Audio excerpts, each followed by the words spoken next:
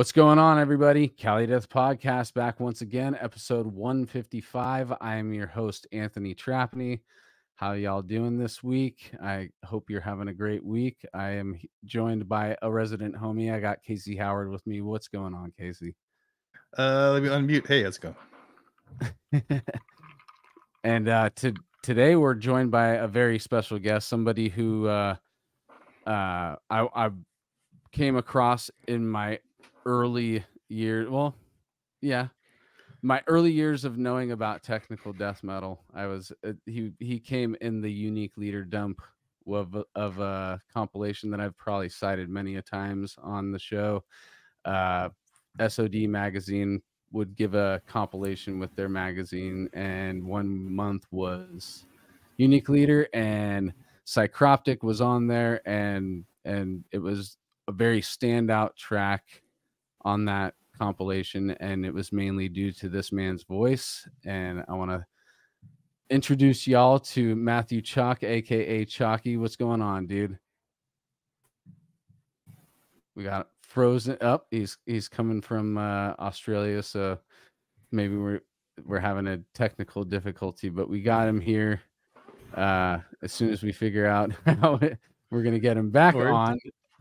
Yeah, it's all right. But what up to the live folks, everybody? You hear me all right when I'm... Yep, I hear you now. Bad connection. Until he figures that out, I'll say what up to all the live folks and all the it's cutting out a little. There he is. Every time we're giving him a little space, it freezes up. I'll run through the plugs real quick. Let's do that. BattleforgeCoffee.com. That's where you go for the coffee. That's the homies in Deeds of Flesh. Looks like Casey might be enjoying a cup right now. Oh, yeah. And yeah, dude, it's good coffee. It's our friends, and they've all been on the show. We've all collaborated in the past. This is where we want you to go for your coffee. Cali, or no, Generator Rehearsal Studios.com is where we would want you to go if you're looking for a place to jam out in the SoCal area. Oceanside specifically. And get your jam on over there. CaliDeathPodcast.BigCartel.com is where you go if you want to support the merch fund of this show that literally is us making more money to make more merch. So you guys want to see some new things, keep buying those shirts, and you can get them at CaliDeathPodcast.BigCartel.com. I'm going to plug. Oh, there it is. I thought someone deleted it. There it is. Boom. Yay. All right. Couple of shirt designs. Last thing, new random plug. I didn't have you ready for any. Oh, there he is. What's up, Joseph? Yeah, sorry, my computer crashed when I was trying to join. No worries. We had to use the outro as the intro because we didn't have, but it's all good. Sorry, I made one. I thought I sent. Oh, really? Yeah. Oh, I didn't. No, I never mind. Earlier, I was working all day, man. I asked you to upload, but it doesn't matter if you cares. All right, we're here. So, we don't have a flyer for it, but for everybody, I just want you to go out to Vox and Hops. Check them out on the podcast platform you guys listen. The newest episode is with me. I had the pleasure of sitting down with Matt from Cryptopsy. Talked for a little bit over a beer at a brewery that was right next door to the venue they were playing that night. Great show that night too. So it was fun all around, and we got to get a quick little podcast in before they started the show. So that conversation is the newest Vox and Hops episode if you want to hear more of me talking outside of this. And Joseph, you got any shows or anything, dude? Yeah, that Awful Fest, OFFAL, not AWFU. Wait, UL. Yeah. Awful, like Awful. I don't know what the definition is off the top of my head, but yeah. Oh, you know what? I uploaded it. Where the hell is it? Oh, it's because we did Zoom last week. Okay, so anyway, To Violently Vomit returns. UK show next year in July. So Europe, we're coming back.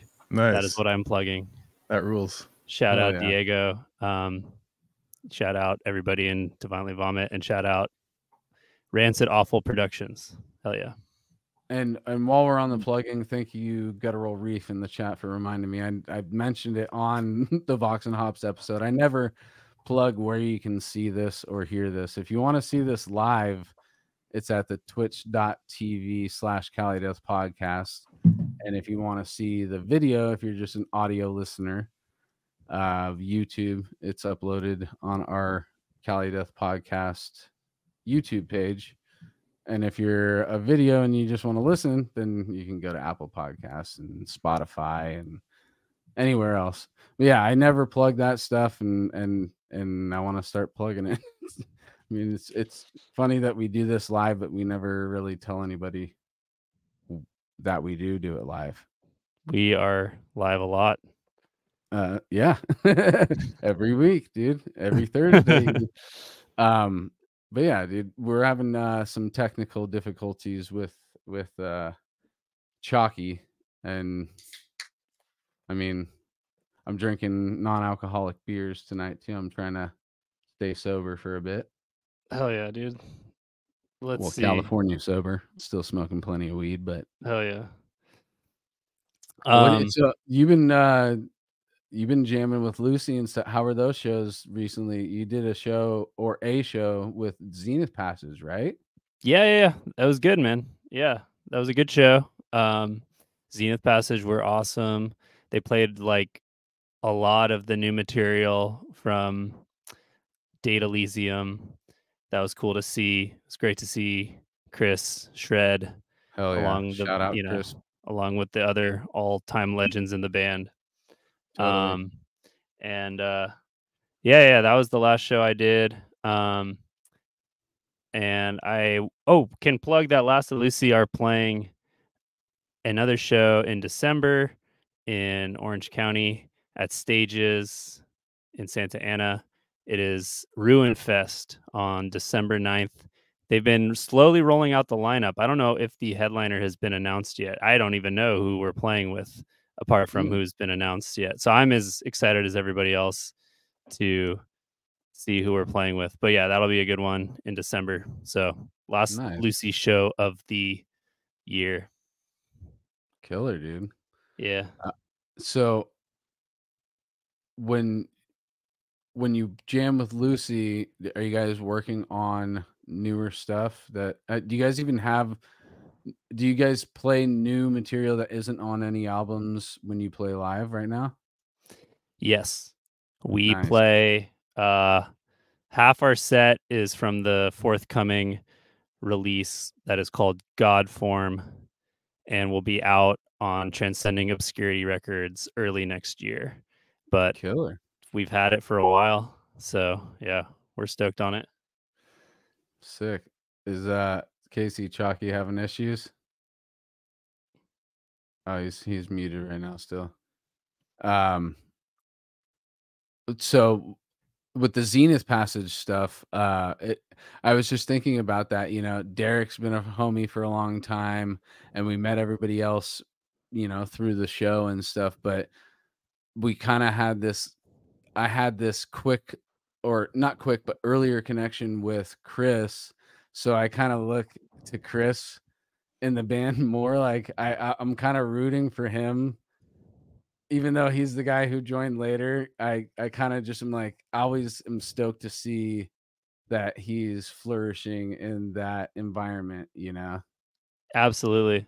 In fact, he dropped some news that I can't reveal about what Zenith might be up to next year. And I'm like, okay, yeah, you're getting another big thing under your belt. So, you know, hey, dude. They deserve it, dude. Dude, Chris is so cool, man. I love you, Chris, wherever you are. Shout out. Yeah, I love Chris too, dude. He's been nothing but positive vibes all the time I've interacted with him. The Dreamer guys went and saw Ulcerate last night in LA, and I was sad to have missed that. Yeah. I don't know if you're down with Ulcerate, they're Oh, like hell a yeah, big dude. big band for us for sure. Yeah, I definitely enjoy that band. I enjoy that scene. I haven't dove head first into all the dissonant tech, you know, but I've scraped the surface or gotten below the surface enough to find um, good stuff. And Ulcerate was one of the earlier bands that stood out. Like, whoa, uh, this is something that this is a genre that I need to start paying attention more to, you know, and it Yeah, all kind of stems from Gorguts, really. it I does. mean, Yeah. Don't be shy. It is. Yeah, it really does get like that's what's beautiful about Guts is that or any band of that has that similar thing that's happened where they took creative chances, uh come up with something great, and then it actually is the seed to a whole branch of the everlasting tree that is metal, you know, for sure. and And it's a now solid branch.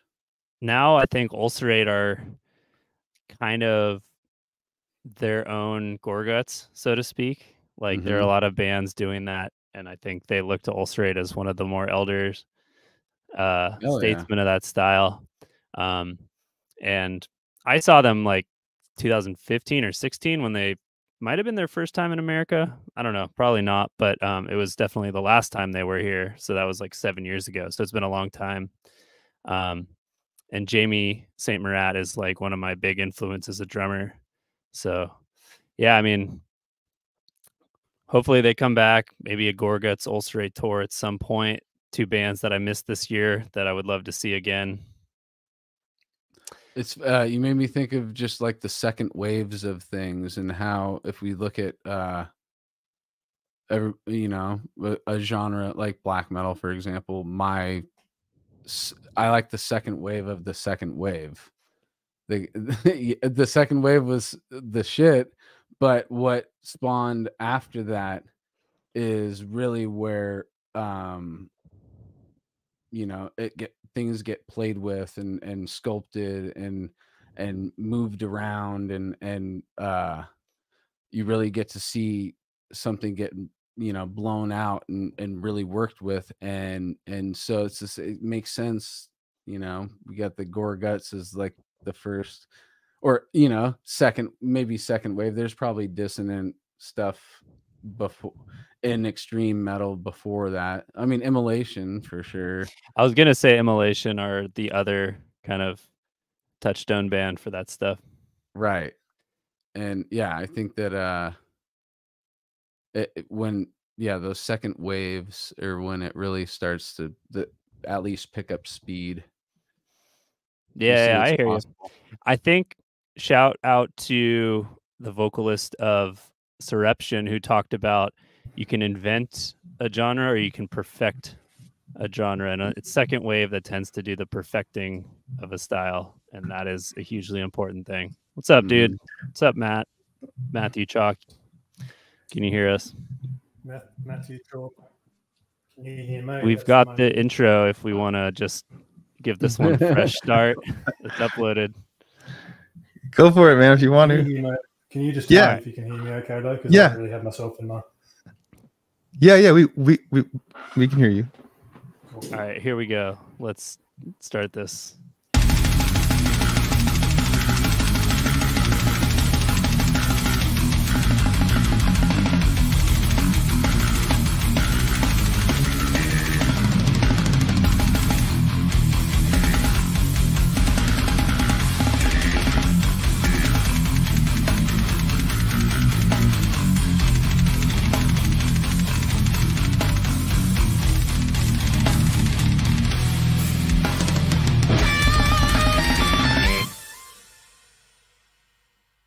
And we're back. We got the proper intro in for this man here. Matt, what's going on, Chalky? Can you hear us, bro? I can hear you now. All right, cool. How are you, bro? Yeah, not too bad. Not too bad. Yeah, a little bit of a lag too. Let's be more excited if this was working nice and easy. Dude, we've had technical difficulties throughout this whole thing, dude. To be able to connect from across the planet, it's a miracle that we're able to do it in the first place. So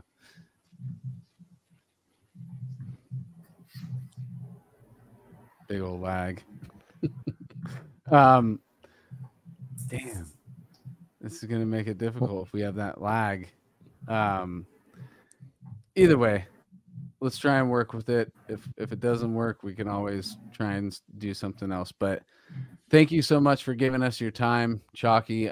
Like I was saying in the beginning, you came along with the rest of the unique leader dump that I got from did we lose him again? Darn.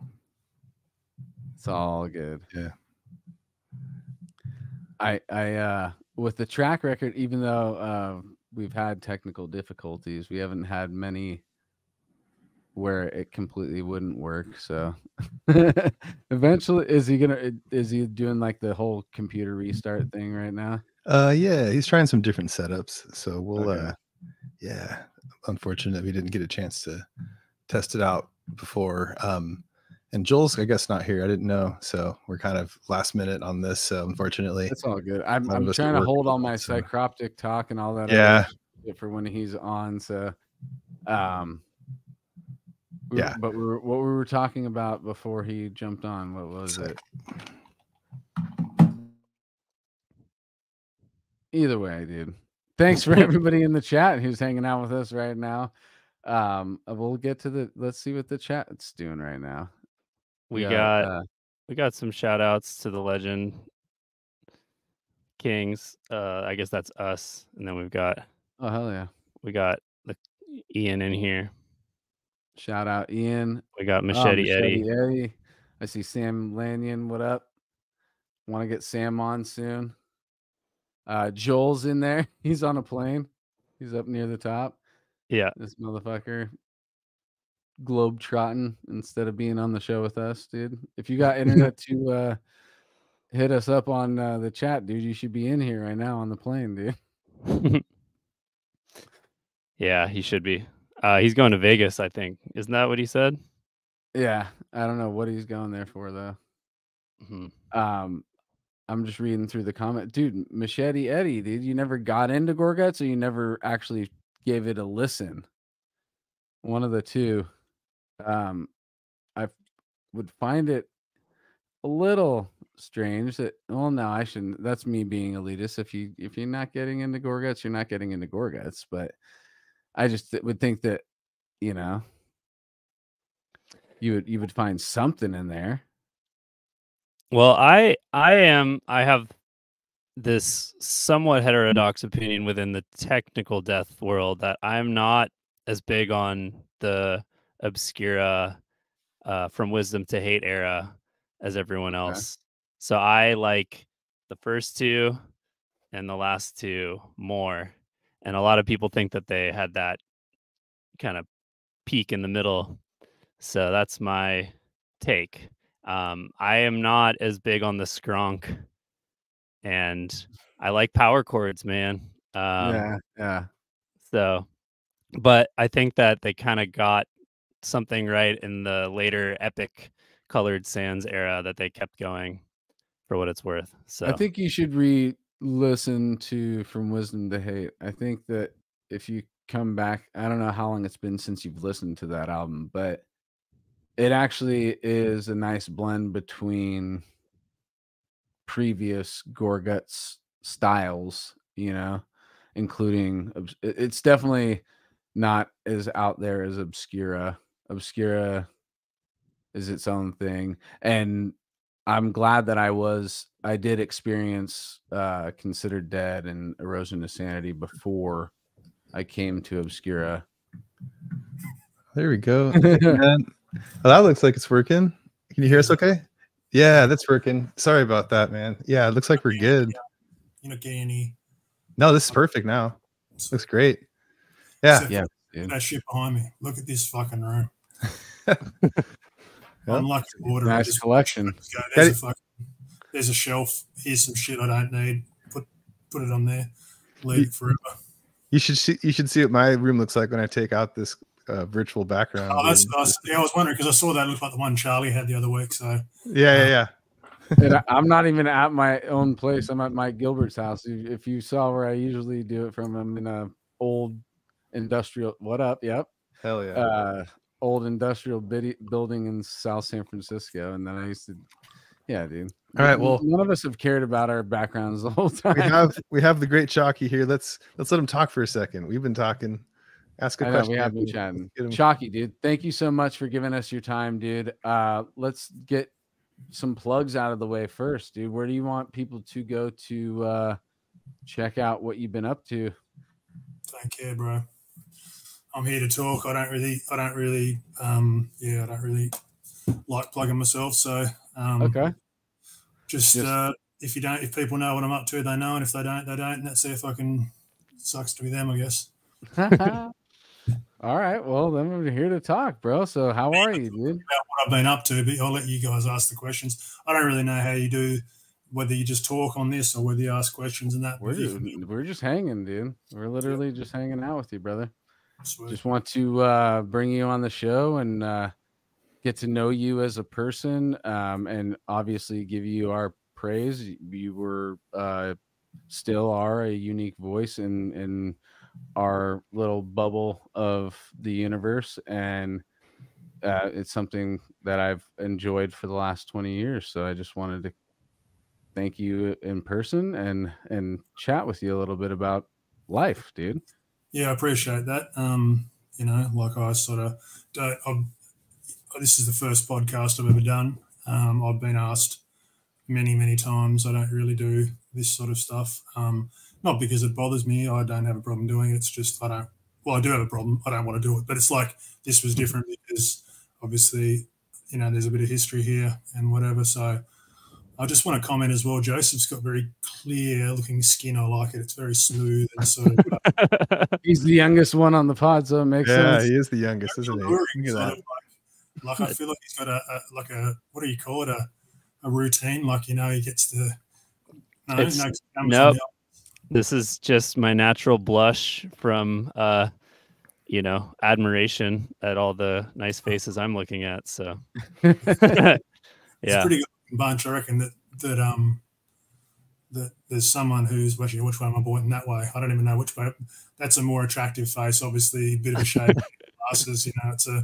It's anything that's similar to me is obviously more my type.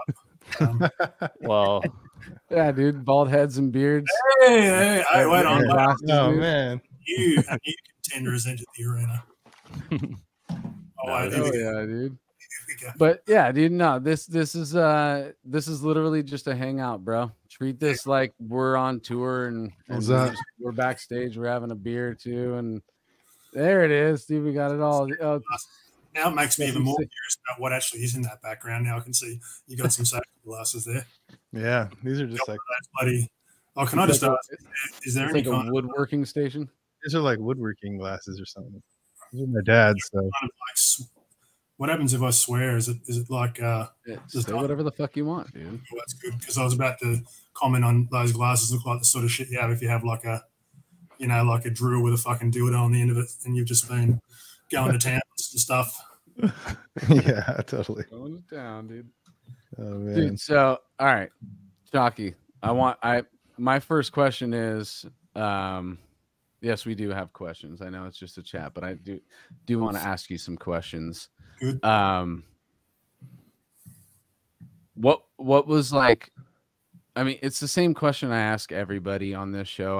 I like to know where art started for you. It used to be music, but I just want to know when art or something creative that you either saw somebody else in life that you looked up to, or you ended up stumbling across something yourself, whether it be drawing, any sculpting, Legos, whatever the fuck it was, When did that happen and what was it?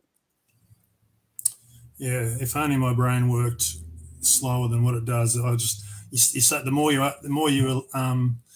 expanded that question, the more, you know, points of I started connecting in my own head, my own memories and whatever.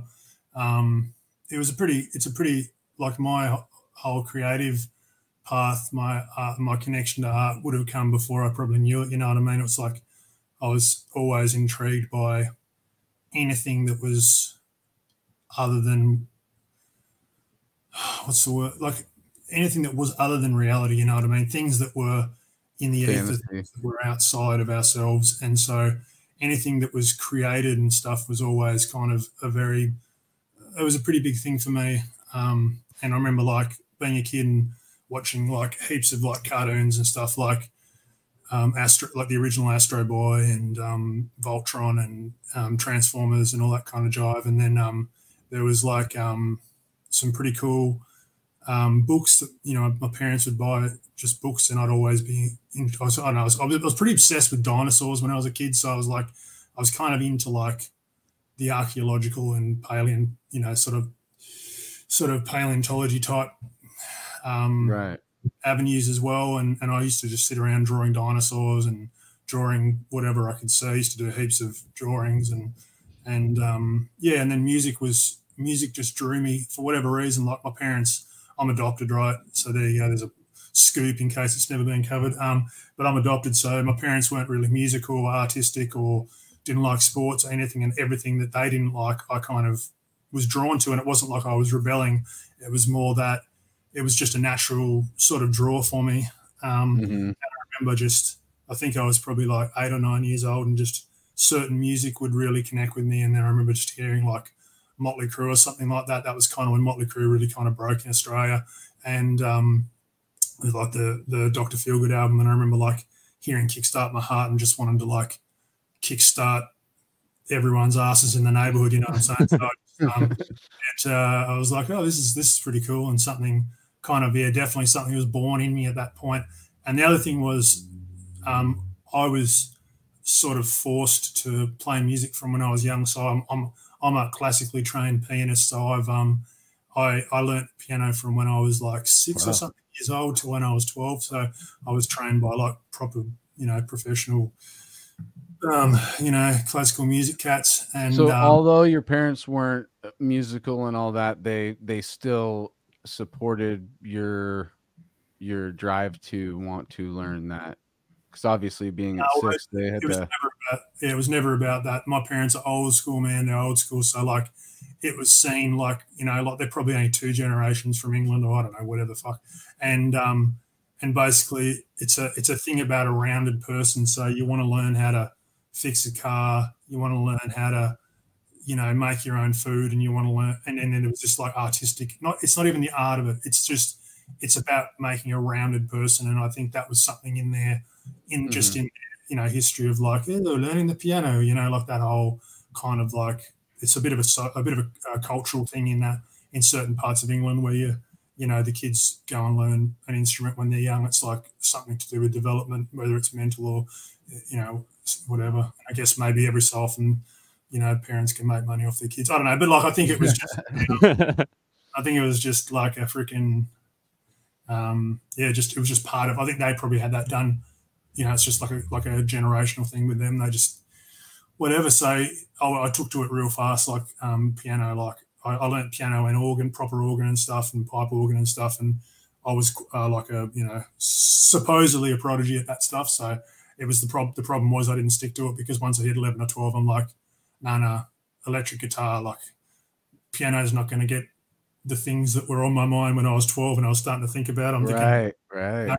Not that I never went to music to meet, sexual partners, but I definitely was thinking piano was going to be less of a less of a list of options. I just don't think that many chicks are going to be like, oh my god, look at that, look at the way he works his fingers. I wish you'd do that to me. Hey, I mean, that would be actually a good argument right there.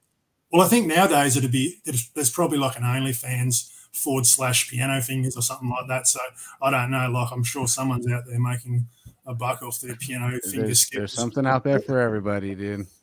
Oh, that's the scary part, isn't it?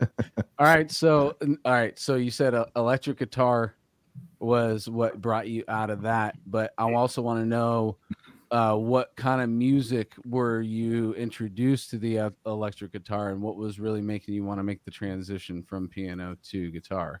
Well, so I said electric guitar, but I mean, I started on acoustic because I said to my parents I want electric, and my parents were, traditionalists, so super stingy motherfuckers. It's like, oh, we'll buy you $100 acoustic guitar, which I still have, by the way. That was 31 years ago. They bought that for me, and they just sent me to some dude who I'm pretty sure had no idea what he was talking about, because he said I'd just come from piano and I understood scales and everything I was very learned in that world. And I remember this guitar teacher, I'm like, oh, is there any similarities between guitar and piano? He's like, only the chords. And I'm like, oh, okay. And I'm just thinking, all right, so if he just said to me, yeah, the scales, and explained to me that the scales were the same. So I'm like, I play guitar and I play it a lot. I play a lot of that crap, right? But like, apart from the basic stuff, like acoustic, like, sort of basic chord stuff, I don't know. I'm a player by ear. I'm an ear player. So, if he just said, oh, this is a scale, my sponge-like brain at that age would have just gone, blah, blah, blah, blah. I would have been bloody Michelangelo, Batio, and probably had 4 guitars, and had my bloody feet going as well. But instead, I ended up just sitting there playing Mull of Kintyre and fucking Karma Chameleon and stuff like that, and that was all wrong anyway. Years later, I realised he'd given me all the wrong chords pretty much, but they were close enough. I think he just did it by ear, and he just was like, oh, this is how you do it. One of those, there's plenty of guitar teachers like that. They just go, oh yeah, I can play 5 chords, I'm gonna make some coin.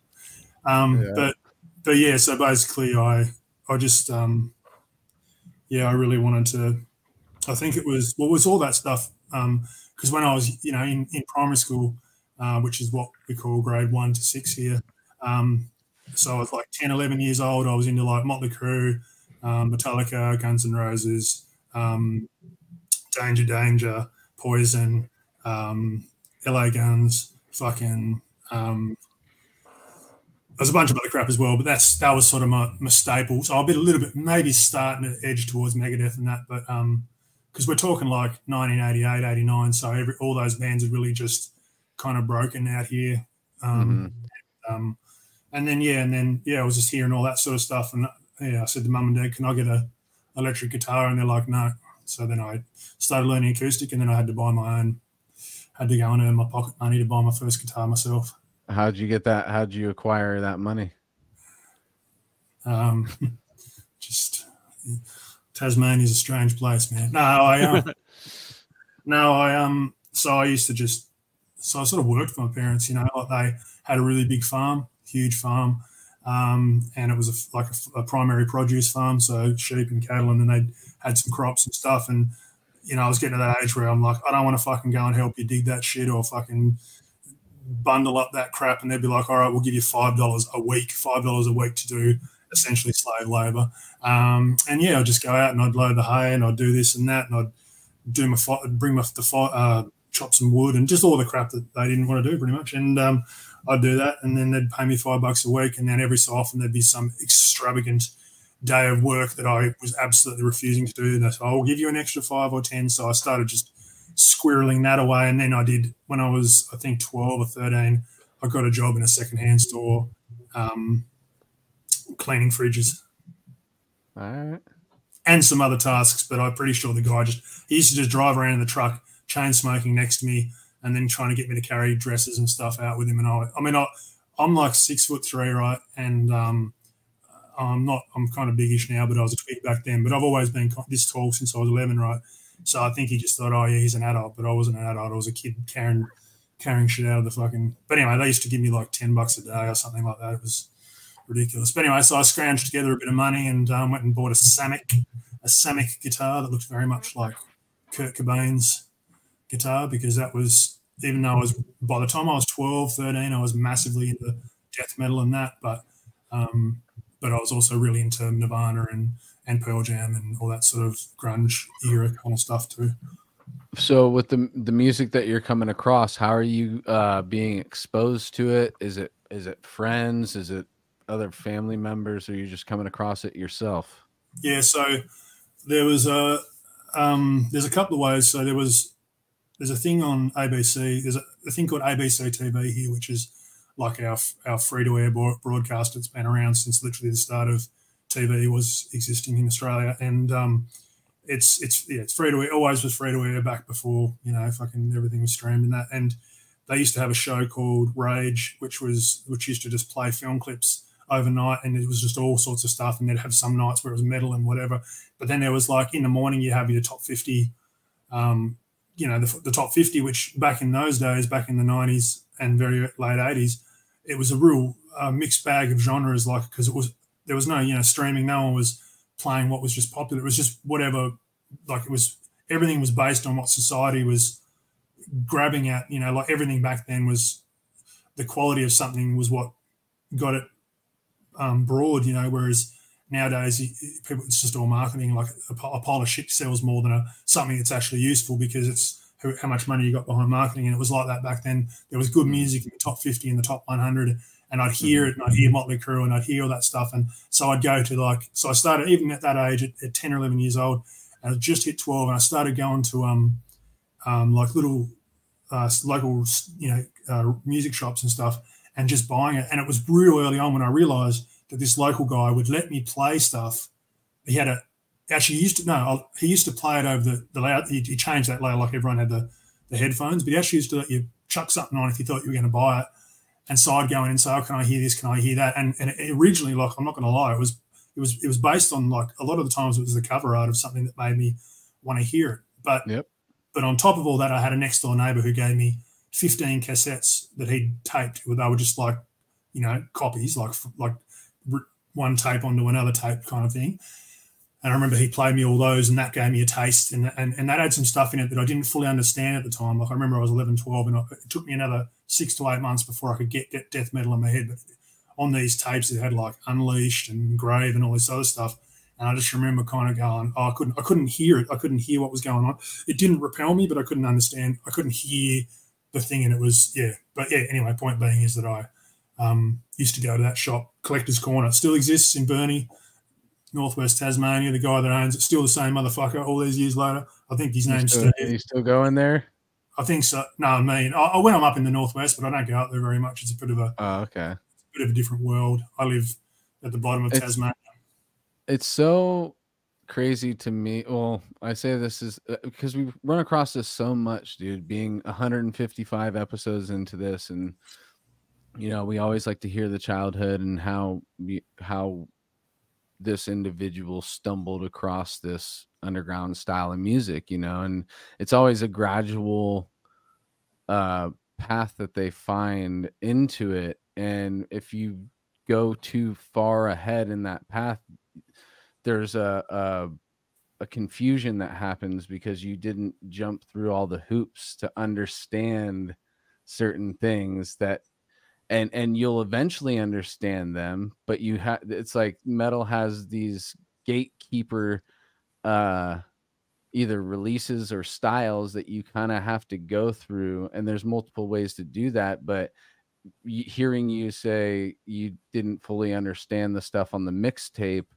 it makes sense, because none of us who, when I was listening to new metal, hearing Cannibal Corpse, there was something that I could understand, which is fast drumming and shredding guitars, but the vocals and the structure, it was something that my brain wasn't fully ready for,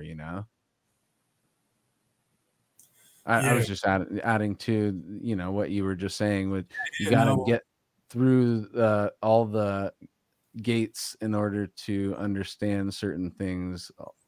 Well, yeah, I mean, there's pathway bands. There's pathway bands. There's pathway things that set you on your path, that get you going, and sometimes they take you pretty quickly to what I would consider to be good shit, and sometimes you go through you never get to it. You're just stuck in, as I call them, part-time metalheads, you know what I mean, that just stay in the frontage, the nice little garden with the nice flowers. Every so often there'll be like a scary daffodil or something, but we all make it to the main house, and we go inside and look at the fucking ghouls and the fucking, the scene from Hacked Up for Barbecue front cover and whatever. So, right.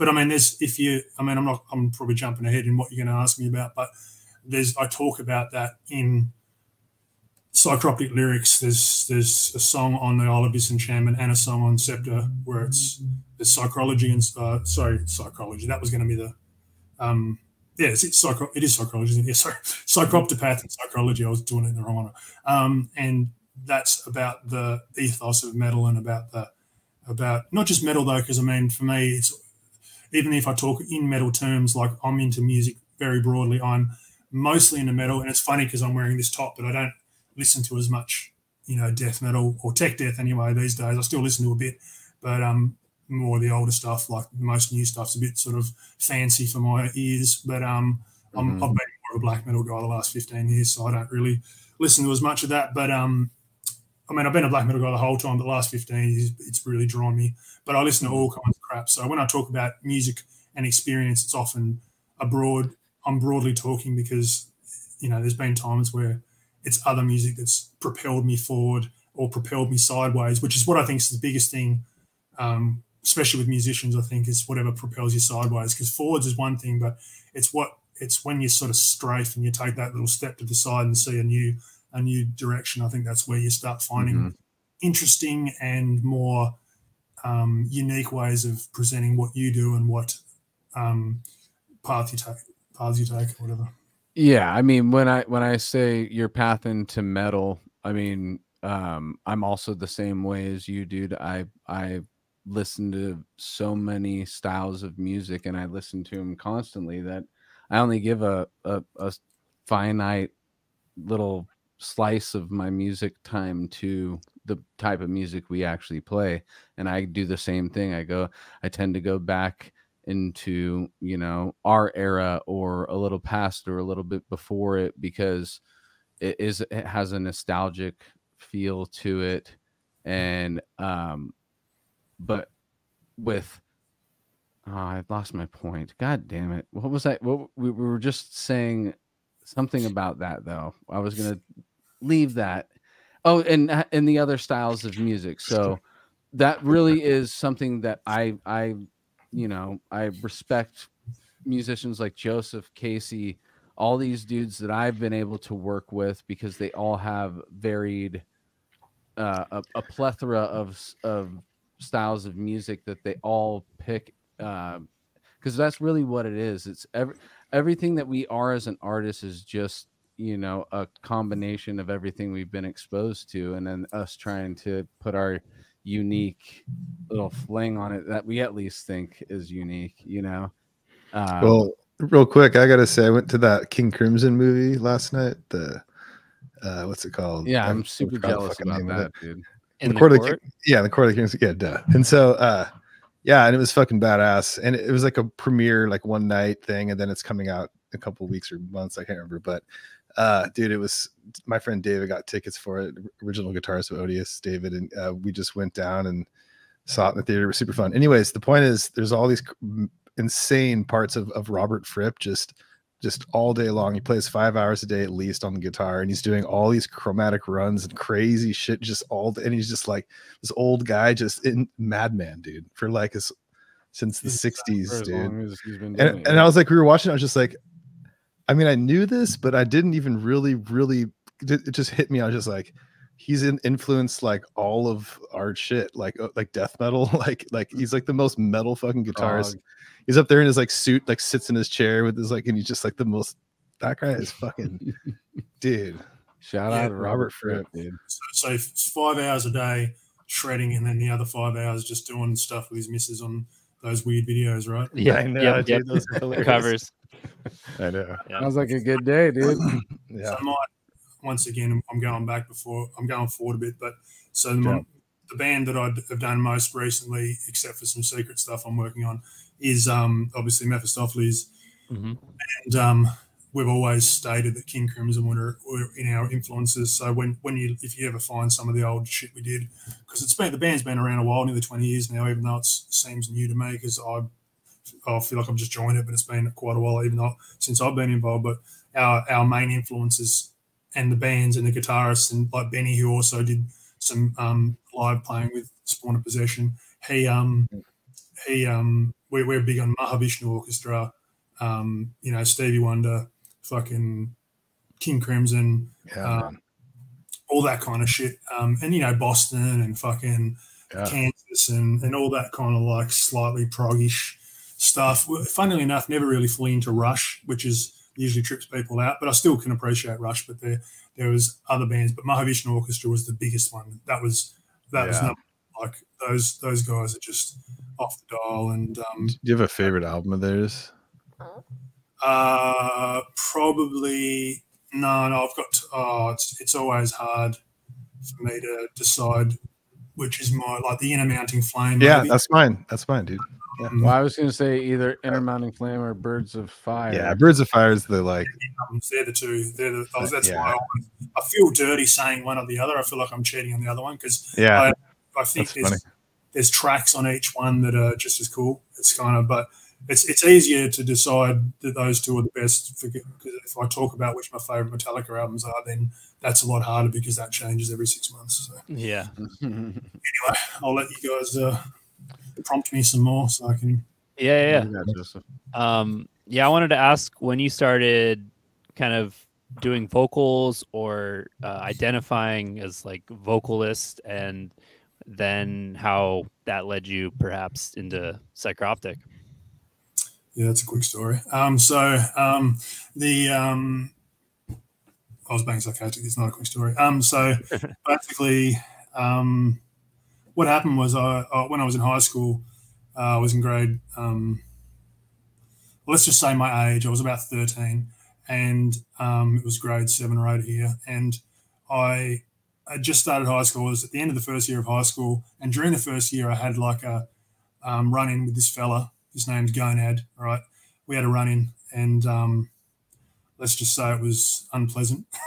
And he was a sort of like he may watch this, but he knows what he did. He knows what he did. No, he was a bit of a bully, but he's like one of my best friends. So, he was a bit of a bully at school. He used to just, sort of bash a few people and shit. And anyway, but the thing is, at the end of the year, so I play a lot of sport when I was young. I've played sport now as well, but I played a lot of sport when I was young, cricket and Australian rules football especially. And we, between the school terms, like school years, should I say, between grade 7 and 8, we had a cricket thing called Country Week, which was 5 days of playing cricket. And he was in the team, and I saw him, and I thought, oh, fuck, and here we go. This is going to be the shittest 5 days of my life. And because at that age, I already had a Walkman. My dad had been to Asia or something. He'd been to China, actually, and he came back with like a guitar, maybe a Hitachi or something, Walkman. And it was like one of the first Walkmans that I'd seen ever. And I had one, and so I was listening to all my tapes, and I used to take it just when I was on bus trips and whatever, even though I never do it now. I did it back then. And I used to have I've still got it, like literally, I've still got all, this is what I'm saying about being a hoarder. I've still got the original tape box that I had from when I was that age. And I had this tape box, and I used to buy this magazine, and I had these stickers on it, Cannibal Corpse, Pantera, and one other sticker. And in the tape box, I had like mostly like Metallica, Motley Crue, all that kind of crap. And there was, I think, Anthrax, maybe Slayer or something. And I remember I was sitting on the side of this hill, and we were batting, so that we were sort of like with baseball, where you have your fielding team out and your batting teams in the dugout. We were just sitting on the hill. And I remember he sort of come past me and saw me, and he just walks up and opens my tape box and looks at it and gives me a nod and throws this cassette at me and just goes, "Get this in you." I'm like, rightio. And one side had Bolt Thrower, War Master, and the other side had Sepultura Arise. And I remember I just sat there and listened to it. And I remember sitting and listening to the Sepultura side first and kind of like, oh, yeah, okay. And then I remember I listened to the other side, and I'm just like, Bolt Thrower just straight away. Like I was I don't know if you guys are how familiar you are with War Master, but it's got that kind of organ sounding like deep stuff at the start. And I just remember all the hairs on my neck tingling and just getting so keyed up. And then this stuff kicks in, and then the vocals, and I'm just like, oh, what the fuck? And so anyway, like, me and him formed a connection from that sort of situation. He starts giving me some of his stuff. I had stuff he didn't have, and I lent him some of my tapes, and he lent him some of my his. And then I started doing what I said before, which was going to and that was before we started hanging out. I started going to this tape shop, and then one day he goes, "You should come up to my place." Come up there, and it turns out that he plays guitar. And I remember that. I remember that because one music lesson, we all had to do something in music lesson, and I think I played drums or something, even though I never really played drums, but I had to pick an instrument, and I wasn't confident. I only really just started guitar then. I didn't want to play piano, as I've stated very clearly. There was women in the room, so I didn't want to play piano. And and I remember he was like, "Hey, what's wrong with piano, man? Hey." Whoa, Billy Joel, man, he's cool. But but yeah, he was playing. I think Fight Fire with Fire, or fucking. Oh, it might have been actually no. I think it was something off. Oh, it was definitely something like Kill 'Em All. But anyway, he was playing something, and I remember going, "Oh, he can play Metallica, sick." That's like sick to me. And so I went to his house, and he's playing this stuff. And then a few months pass, and I go back to his house again, and suddenly he's jamming with this dude. Who's drumming, Tim Durkin is his name, he still exists. And these guys are mucking around, just fucking improvising stuff, weird stuff. And I started just coming and watching him and come to a few, just watching. And then I'm like, what are you going to do with this stuff? You're going to write some music? Are you going to whatever? I don't even know how I conceived that at that age, but I did. And they're like, yeah, we're going to write a song or stuff. And they said, well, I said, oh, I'd love to join. Funnily enough, I probably could have just played bass or something at the time, but I didn't. I just wasn't confident in that sort of stuff. So I was just like, can I sing? And they're like, yeah. And once again, I've still got the fucking cassette of it. So what we did, we sat down and we did this recording, right, where it was me doing vocals, Gonad playing guitar, Tim Durkin playing drums.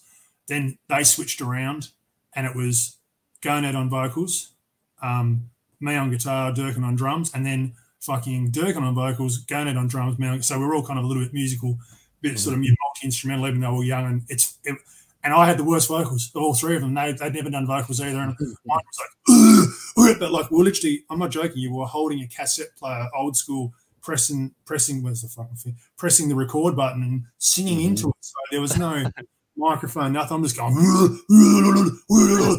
and I thought it sounded sick. Like I could, in my vibration, in my jaw, it fucking sounded like I was kicking in some serious notes. They're just like, nah, man. That's shit. You can't be in our band. I'm like, so I just hung out with them. But what I did, right, was I went away for 6 months and I didn't tell them and I didn't speak to anyone about it. Didn't tell a single soul, and I just started practicing metal vocals. And I was just doing like 3-4 hours a day, every fucking day. And then I'd do 2 days on, 1 day off. I figured that years ago, you got to have a day off and stuff. And I just practiced and practiced and practiced. And then I remember it was 6 months later. It was the next year. We were in grade 9. I was 14 years. I just turned 14, and I was like, right, let's have a jam. Let's have a jam, because they said they'd written 2 songs. I said, let's have a jam. They said, nah, man, you shit. You fucking shit. And I'm like, all right, let's see how I go. And I just remember, just because we had a mic this time, and I'll just, just fully fucking gasped it out. And they're just going, holy shit. Like, didn't even finish the song, man. They were like 1 minute in, and they've just stopped and gone, all right, you're the singer. And that was it. So that's how I became a singer. And I was like, oh, do you want me to play an instrument? Like, no, you shit at that. So I was like, oh, fair enough. So I just, they were better at me than guitar, and he was better than me at drums at the time.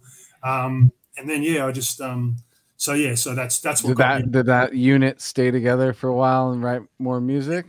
Yeah. So originally, in the very, very beginning, we were called Brainiac, and I still have a demo tape of that, but we did a thing called, it became Hemlock, right? And Hemlock was what we did for 3 or 4 years, and we actually played with some pretty well-known Aussie bands like Alchemist and Blood Duster back in the day, and we never really did any proper recordings. We did 1 2-track thing at like a TAFE, like a student, like a college of music or some shit, and it was pretty cool. But we didn't even I remember Gonad, the bass player, didn't turn up.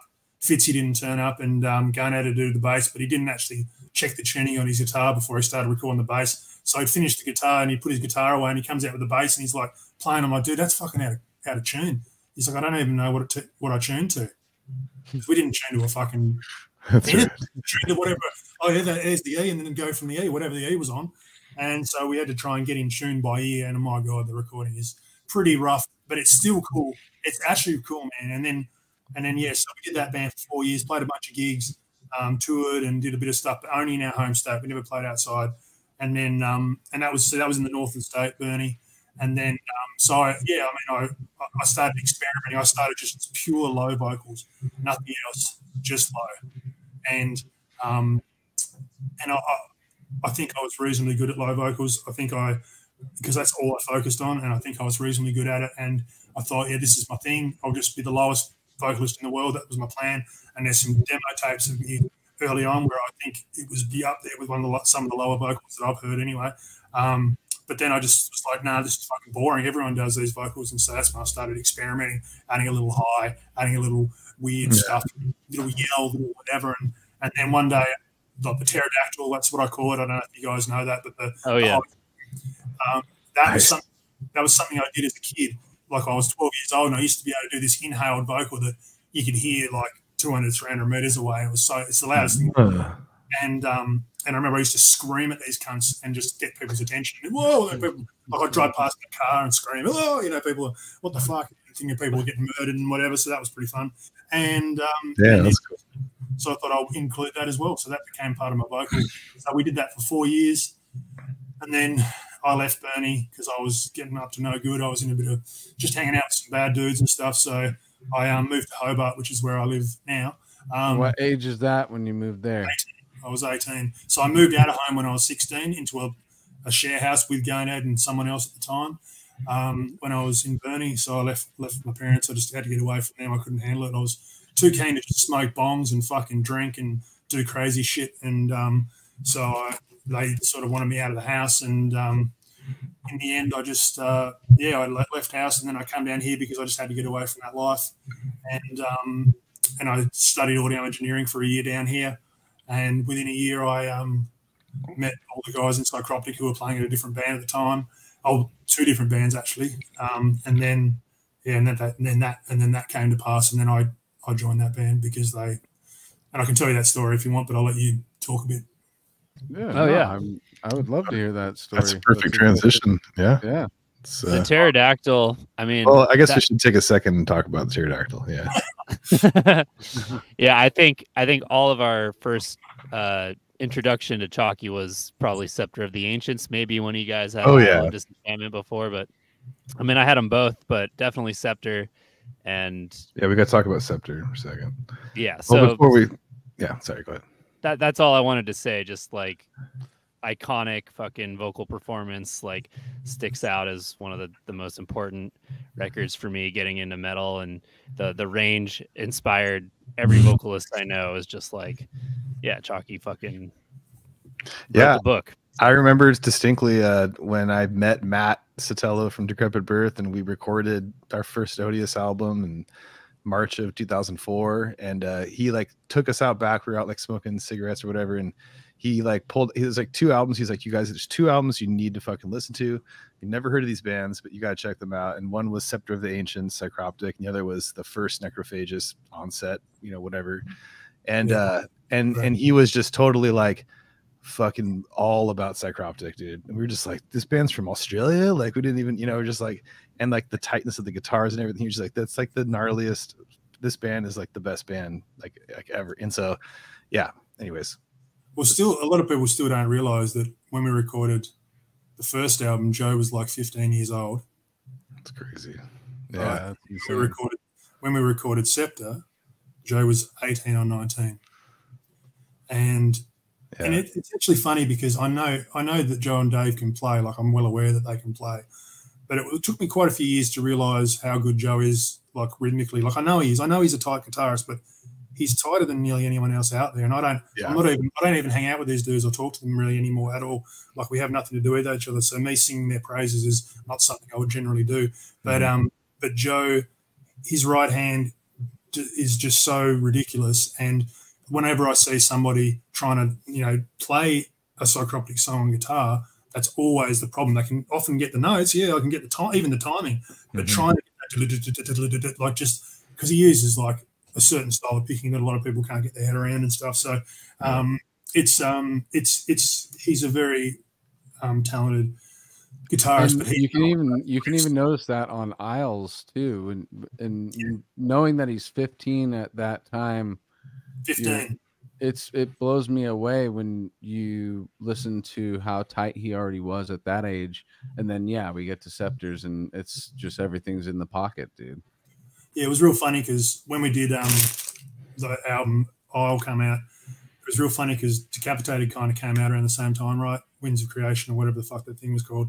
And it was real funny because we were getting all these comparisons. Like we started getting interest from around the world back when you'd have magazines and fanzines and whatever, and we were getting interviews and everyone was fucking, oh, this is the new young blood band, the up and coming death metal, young blood death metal band. And it was us. It was always about us and them all. And they were asking me, oh, what did you think about Decapitated, whatever? I'm just like, fucking, I mean, they're writing music that's probably a little bit ahead of their time, and I don't know what we're doing. We're just trying to do something that doesn't sound like anybody else. Like that was our intention from the get-go, was we just wanted to write something that was influenced by, like it still had a foot in the door, a foot in the, like a dip of a toe in the pond of the classic shit, but also we didn't sound like anyone else, because like it's such a hard thing to do, to produce an album or a band that sounds unique. It's nigh impossible, as most of us know.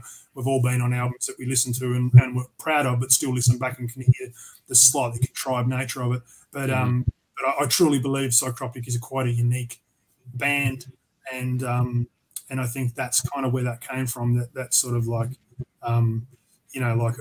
actually I don't even know. Once again, I know I forgot my train. But the point is that like Joe was, even at that age and younger, he was just playing guitar, man. I've met those guys and I'd come into his house and you just walk in the house and you in the distance, he'd just be playing like 4 hours a day, 5 hours a day as a kid, just whatever it was that drove him. And the same with Dave. Dave would just practice drums, play. And because like there was such a key part of it, because I remember seeing the first band those guys were in, the brothers, they were in this band called Disseminate. That's where I first saw them. And they were like, yeah, once again, Joe was just a kid, 14, 15 or whatever he was. And he might have been 16 when he did all, but either way, point being, he was in that age group.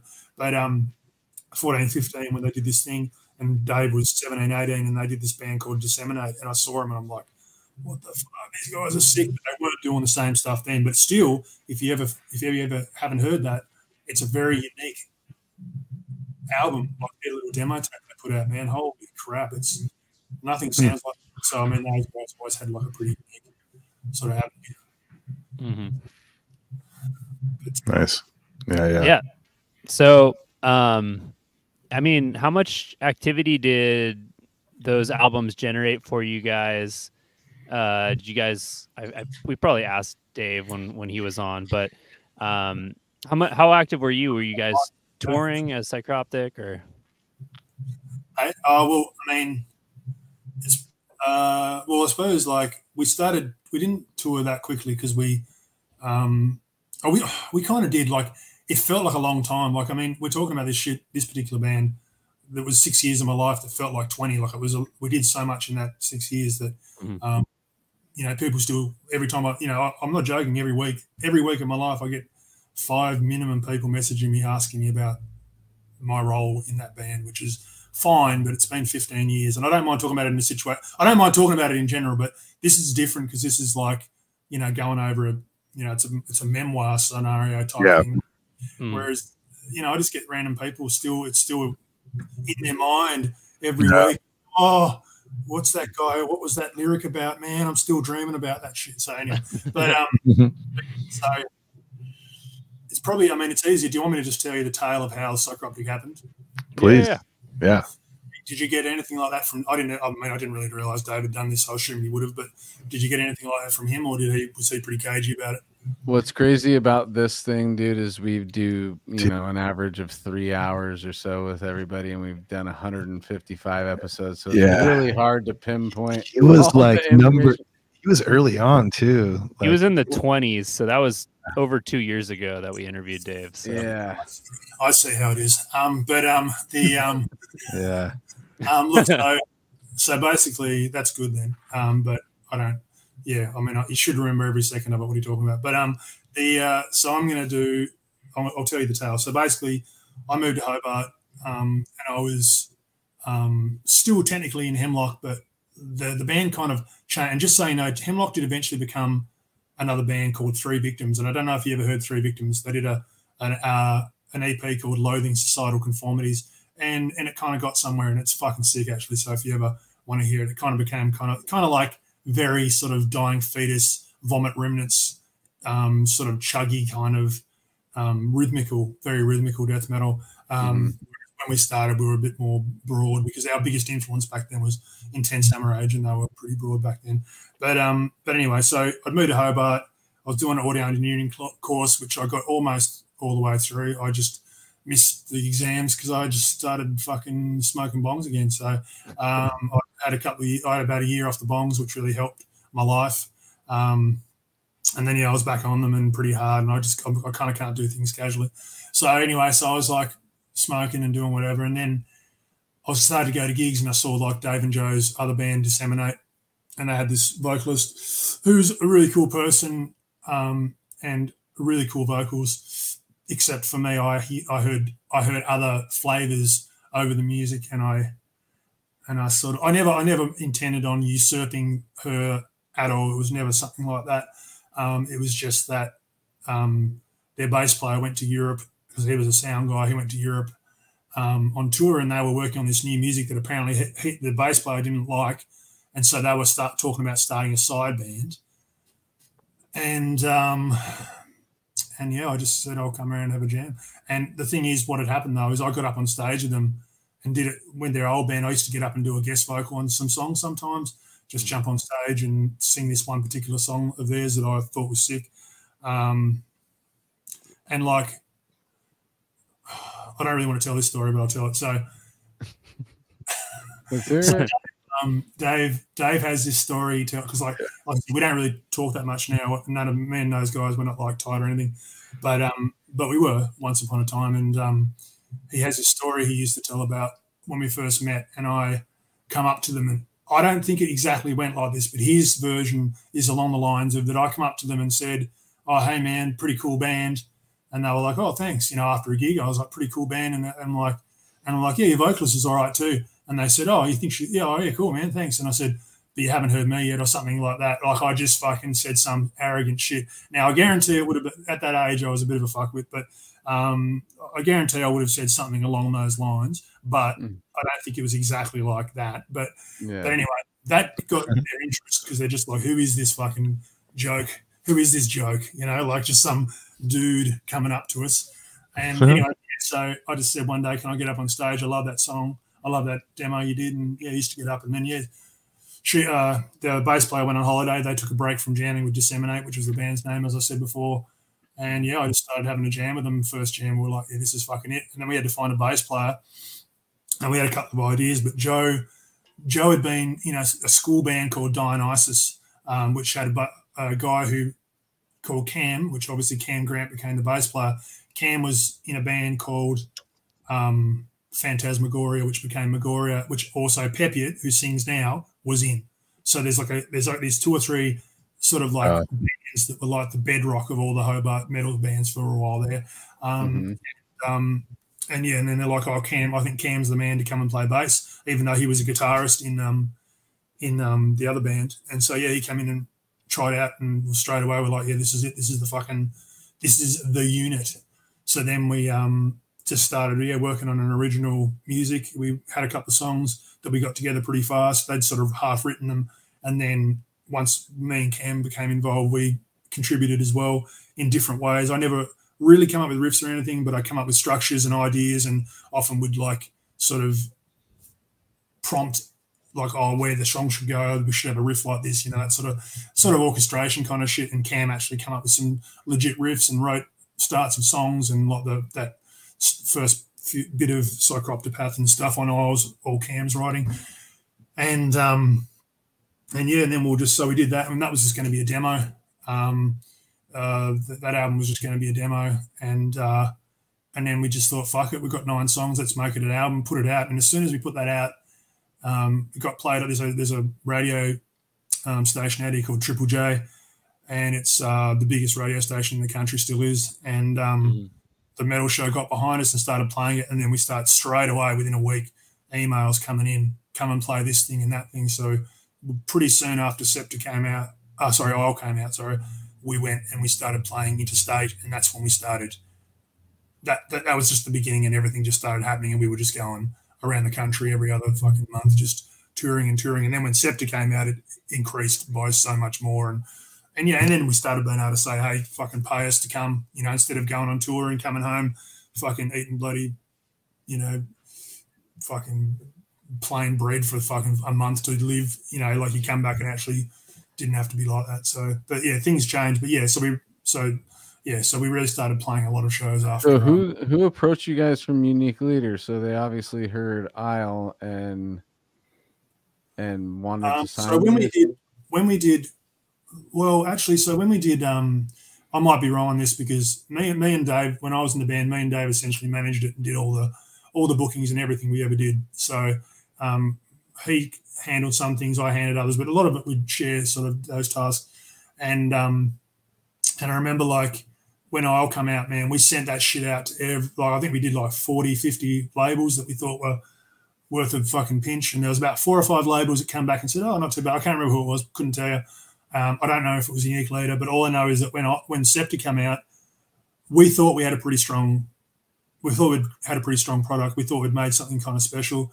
We didn't necessarily think anyone would sign us because, we self-released all of this Disenchantment, and still managed to get that around the world pretty well from our own base. Right. So I thought maybe we can do it. Maybe in hindsight, who knows? But I remember we sent, I think it was 13 copies, promo copies out, and that was it.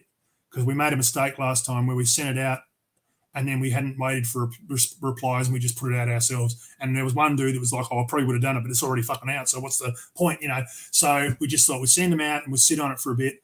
And I remember it was all the top ones like fucking, Century Media and fucking Unique Leader and Roadrunner and fucking Earache and everyone, all those, the dream labels.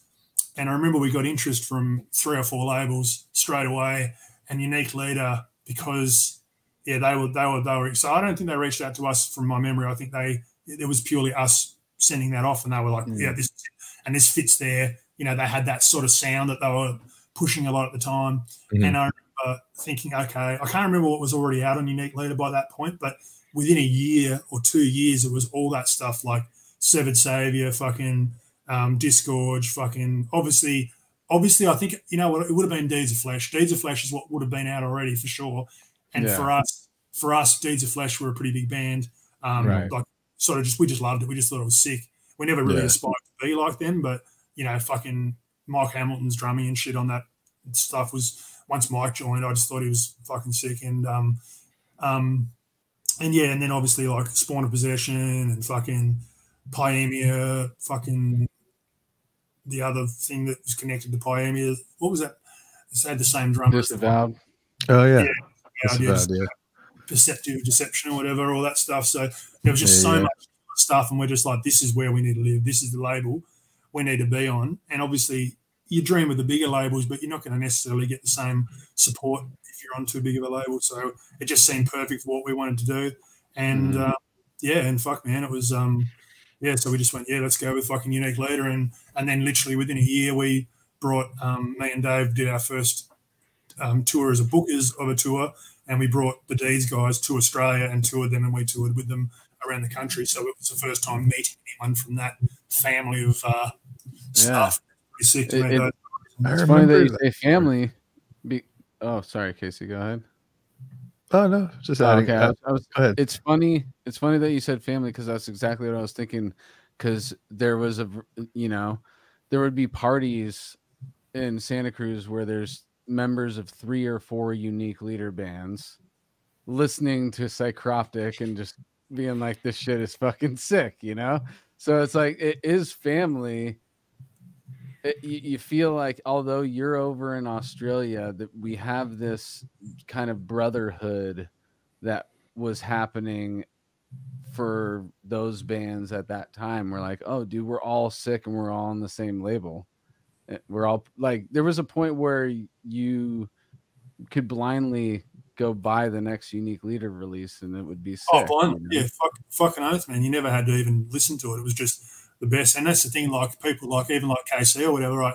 We've been in contact via different means for a long time without ever really having big chats or anything. But there was the family, but then there was the online family too, and we're all totally. There's a whole bunch of us that were on the the forum, you know, which originally SMN News or whatever. Yep. Oh yeah. SMN, bro. That was, and so I think we were friends on MySpace too. Yeah. Of course.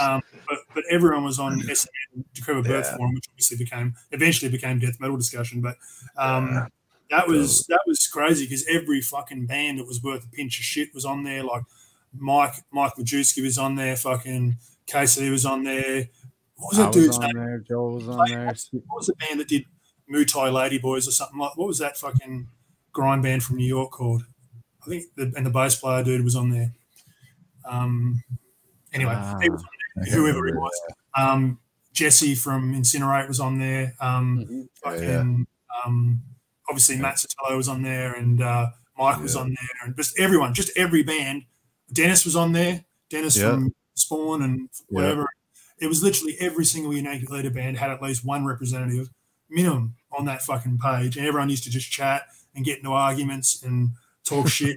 But it was such a great place to just share ideas and share what my lunch hour every day was just scrolling through those forums. Yeah, to either see who was arguing or to find the new band.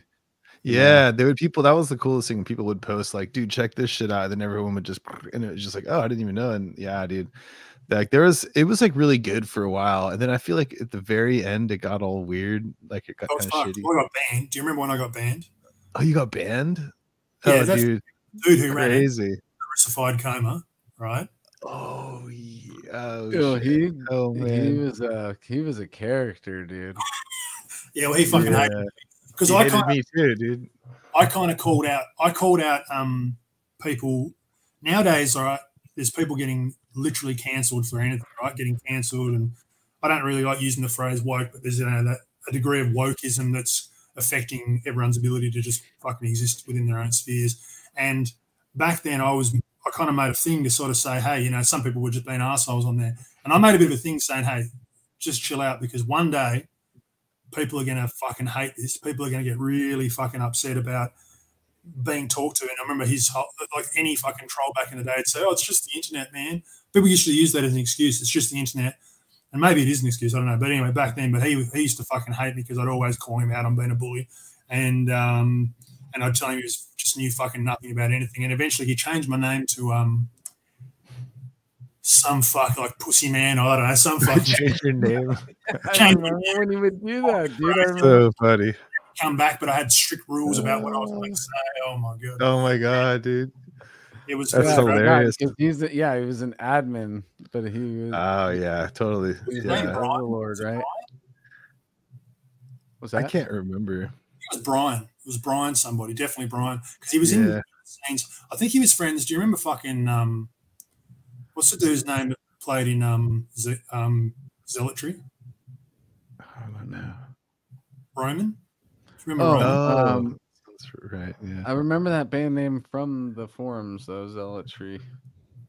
Yeah, it was not a bad band, but I think they were like chummy, and they were both like full blown shit stirring fucking assholes, and would just love just piling in. And I'm not thin skinned at all, but I just used to just call people out on shit, and here I am, and fucking whatever. So anyway, it became quite a uncomfortable joint, but it was yeah, it got crazy. It had its heyday where it was just a community. I mean, Joel and it's kind of crazy how many times this has been brought up on the podcast, actually, this exact discussion. But basically, like Joel and I mean, all of us, but it's like, dude, so there was two things: being younger, being in your like 20s, and then also the internet, like or not the internet, but like that form of it, like the forums and where things were at, and also YouTube coming out around that time, dude. It was like so different, like all the like trolling and hate. We're just like, what is good? Like it was like such a more like a big deal or something. But like now, dude, we look at it, we're just like, oh my god, who gives a fuck? Like don't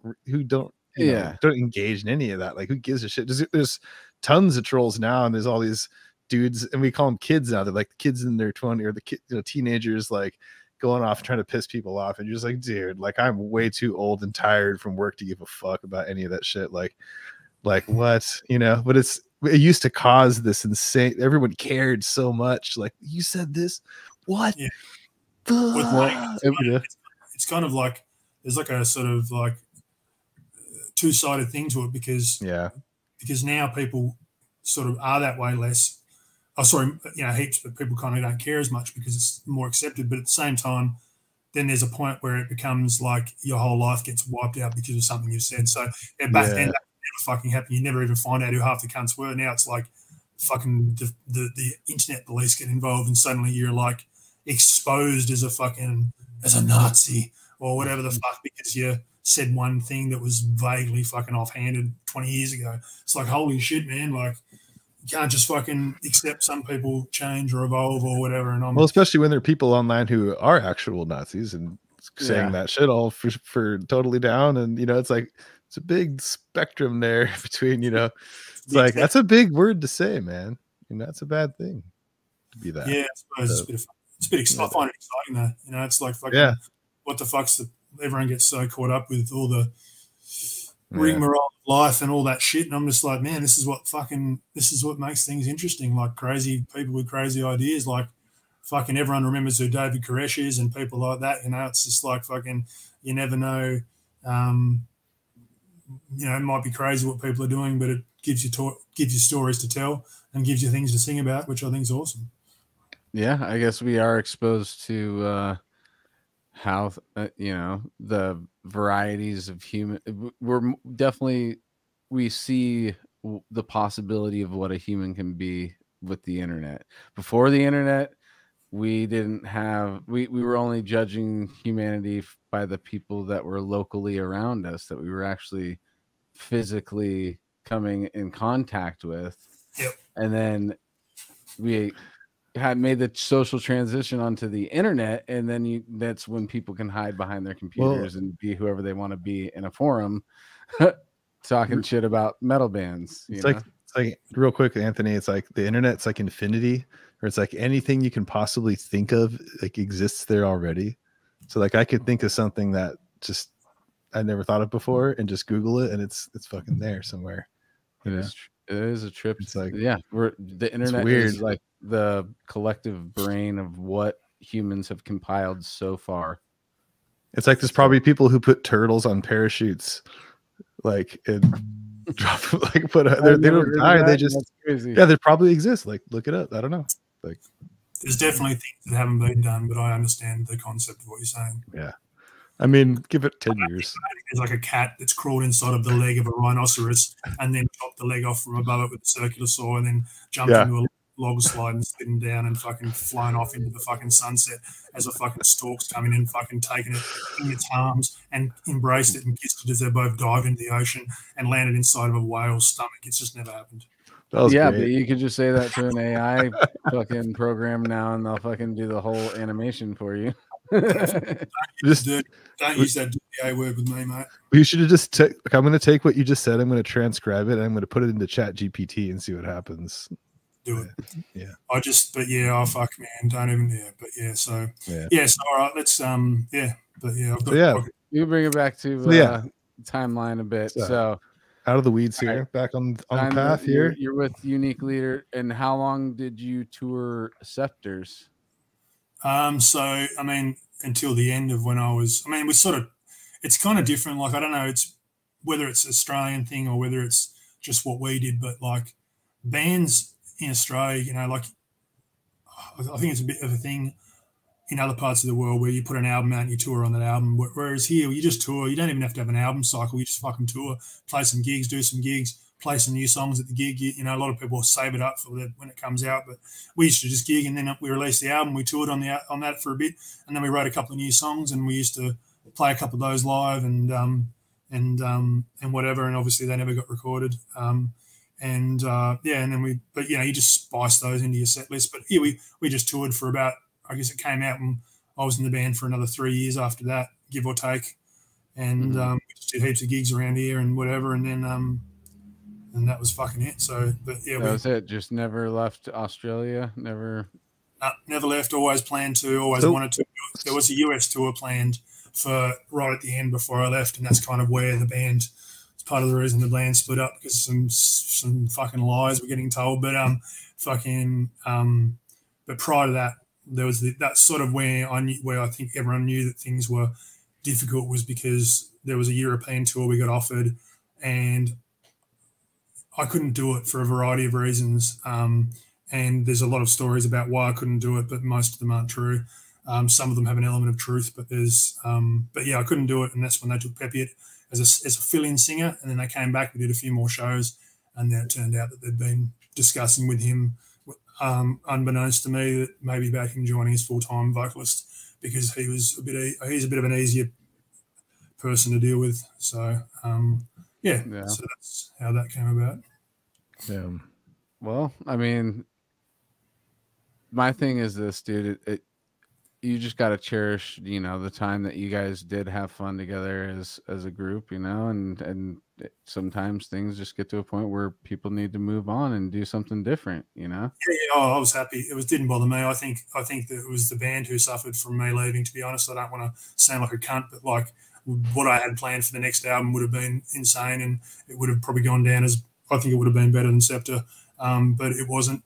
Symbols of Failure. It was aptly titled. No, joking. But it's, you know, Symbols of Failure is okay, but it's pretty average compared to what it would have been, what the ideas we had for the band at the time. They're probably happy with it and proud of it, but I never listened to any of that. I always listen to each album they put out one time, and if it's good, there'll be a song or two that I think, yeah, that's cool. There's one or two songs they put out, I think the second last album, that I thought were quite good. But I generally think it's pretty boring what they do these days. So I'm quite happy not to be in that band. They've played events I never would have played, and they do music. They've done songs that I think are fucking pus. So it's happy for me. I'm very happy for me to be out of that band, and I'm happy for them for all the success they've had since I left. You know, because it was a choice. Like at the end of the day, like I could have easily, you know, stuck my flag in the ground and said, "No, man, this is our band. We either break it up or whatever." Because, you know, we all created it together. We all had equal control over it. But I just went, "No, you guys, I don't want to hold it back." And I just said, if you guys are feeling a bit funny about me being in the band, I'm fucking out. And I'm pretty good at just burning bridges like that. So I just fucking went, "See you later." And, you know, we talked for a bit after that, and then it got funny. We pretty much didn't speak for about 6 years after that. There was a couple of months where we spoke, and then it got funny. Got real sort of hectic for a while, because that band was kind of all our lives, you know, like it was massive. It was everything, and it was big. The band was big, you know, like you guys knew of it over there, but in Australia we were big, and we were doing big shows and festivals, and, you know, in magazines and on the radio all the time. So it was a pretty big deal, and I gave up a huge amount of my life and money and time, and all those guys, when we were still in the band, those guys were all still living at home, man. Like they were living there with their parents, so they had a bit more freedom, whereas I had a house and I was fucking paying rent and doing shit, and then I bought a house and I was paying that off. So I had all these like restrictions that were stopping me, and those guys didn't. So it was just, there was a bit of we hit an impasse, and it's good. I think it's fucking awesome. Like a lot of people say, "Oh, I wish you were still in the band," and I was like, "Yeah, well, you do. I'm glad. I never regret anything, man. I don't wish. I wish that I'd done one more album, because I had this lyric. Like the next album was going to be one long concept, and I had this whole lyrical idea mapped out, and it was. I think it was pretty special. I was pretty proud of it, but not proud. So you just left that alone, and you didn't incorporate it into anything else that you did later? No. Wow, that's a hard one, dude. It's still sitting as a writer myself. I would just, you know, it'd be hard to have this whole thing and then not ever bring it to fruition. Well, it's sitting there. It's still in my mind. I know. I remember all of the concept and all the stuff, and I'd love to I still may apply it on something one day. I've got a couple of new projects that I'm working on, and who knows? Because I've still got plenty of, you know, like I'm a better vocalist now than I've ever been. So I'm not like, I haven't lost anything there. So I'll keep doing that till I sound like fucking Chris Barnes. Although who is a massive influence for me, by the way, I'm just got to give him props. Whilst one hand I'm slapping his face because he's fucked, the other side, like Tomb of the Mutilated, is the talking about. Yeah, love it, dude. Yeah, me and you were in the same exact camp. It'd be cool if there was like, man, it's like, have you heard the Chris Barnes version of Vile and all that? Yeah, it'd be really cool to hear some tracks of that stuff with you too, you know. But I feel like, man, like, I mean, not just on the podcast interviewing people, but it's such a common like story in bands. Like there's so much gnarly emotion and drama that goes in, and you devote your life to these bands. And when I left Decrepit and all the times of all that, and we had so much drama, man. It was like crazy. You know, like, dude, there are some moments that were brutal. So well, the problem is like we lived, you know, in Hobart. It's a small place, man. So like, so you're like, you know, it's 10 minutes away. Like I was going to their house 4 or 5 days a week, every week. So it wasn't like you know, we were just having rehearsal once or twice a week and doing shit. We basically lived with each other. We were with each other every day, rehearsing, talking about stuff to do with the band. But we also loved all the same sort of TV shows and music and stuff. So we'd back, you know, when you'd sit down around and listen to CDs together and tapes together, and we'd do that like all week, every week, man. Like we were doing that shit. And so we were like best friends and a band as well. So it was a pretty big deal for it to sort of go that way because. No, but I mean, I get it. I'm hard work. I'm not you know, some little fucking pussy that's gonna just. There's plenty of times where I pissed the fucking band off because I fronted up someone at a gig who'd treated us like maybe not paid us right or something like that, and other people would just go and bitch about it, where I'd just fucking sort of go up and deal with it in my own way, and maybe they didn't like that. But you know, like I wasn't like bashing people, but I was very forthright in my opinion on things and whatever. So. You know, I can be an embarrassment, but I'm not sure if that, and I'm not sure if that's fucking. Hey man, I'm not sure if that's to my. Oh, it is to my detriment. It's been to my detriment, but I prefer to. I've said this a million times in my life. I prefer people to respect what I fucking say and do rather than like me. If they think I'm a cunt, that's fine. But as long as you understand that everything I do is because I keep true to myself, you know, like I don't fucking let other people change my shit. Like I always listen to other people's opinions and I'm always open to stuff, but I mean like in situations where a lot of other people would walk away, I don't usually do that.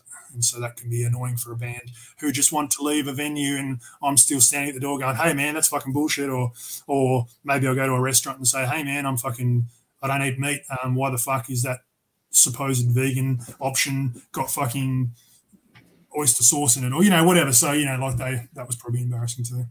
But, well, I mean, we've already spent an hour and a half with you. I don't think you're a cunt, dude. So you're all good.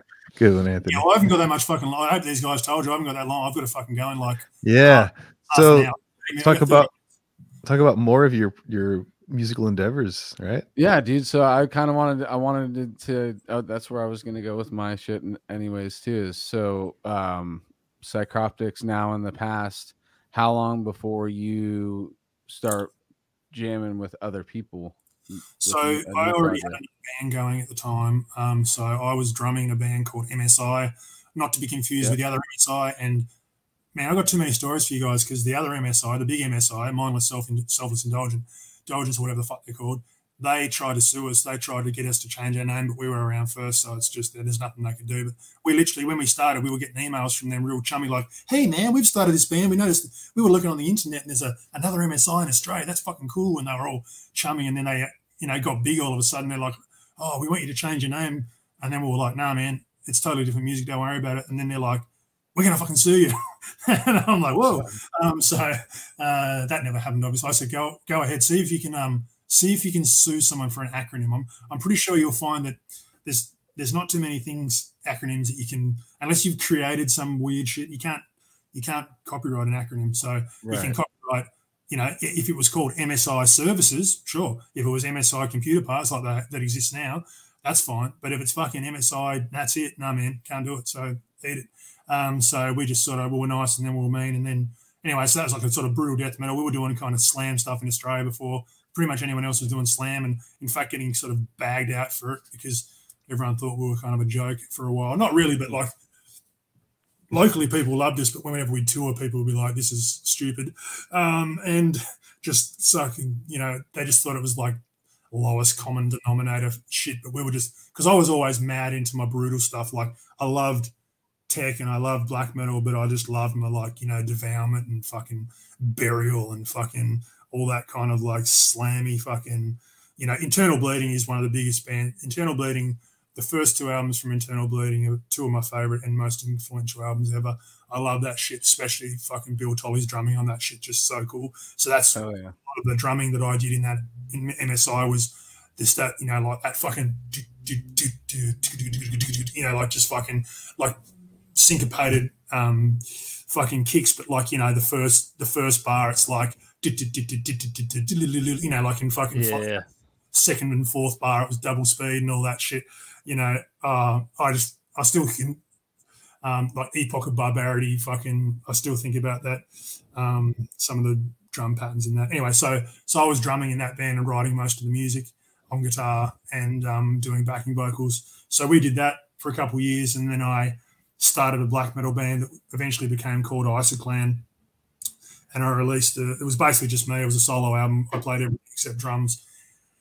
And when Mephistopheles was recording their first album before I joined, I released that. So I started my own record label in 2006 called Southern Extreme. Oh, well, that's cute. Sorry, my bad. I should not do this. What is going on? Joseph took the wheel here. It got a little crazy. Sorry about that. No, just joking. So 2006, I started Southern Extremities Productions, a record label, and we released, our first release was the Mephistopheles debut. And those guys, it was a bit of a thing because they were all young as fuck. Sam was the drummer was like 15, 16. Benny, the guitarist, was 16, 17, and the other guy was 18. So it was like the new up and coming young band. And I did some guest vocals. And while they were in the studio, I got the drummer just to record the drums on this black metal thing, Isoclan. So that was that album, Frozen Dimensions, that I put out back then.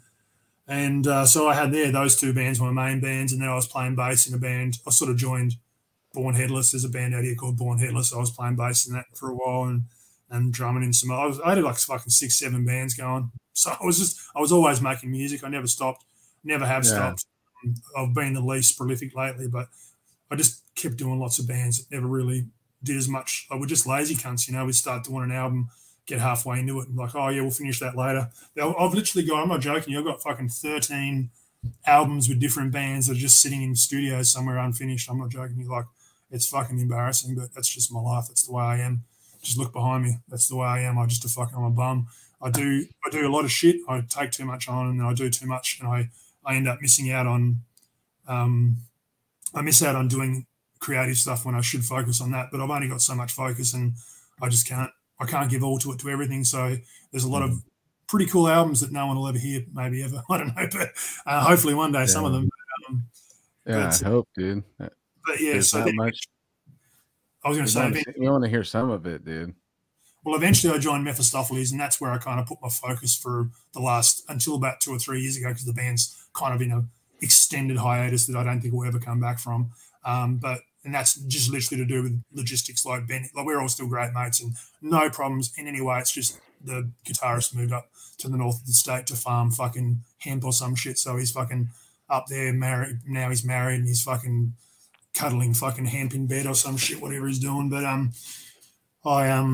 so we did Mephistopheles, and thanks, Leonard Washington. I appreciate that comment. Oh yeah, I appreciate it as well. Even though that was before I was in the band, I still appreciate that shit so much, dude. The coming across the Severed EP was a pinnacle thing for me, and I still love that old recording, that way shittier production than the songs we redid with Servile. Oh, just Forced to Bleed original. You're saying just Forced to Bleed is about that. It takes me Bleed back to a time in my life where I'm a young buck. You know, that's a good name. Forced to Bleed. That's good. Yeah, Forced to Bleed, dude. It's like, damn, that means a lot of crazy shit. I forgot. Oh yeah. There you go. This is partially why the bottom was tanked a second ago. Anyway, so. I see.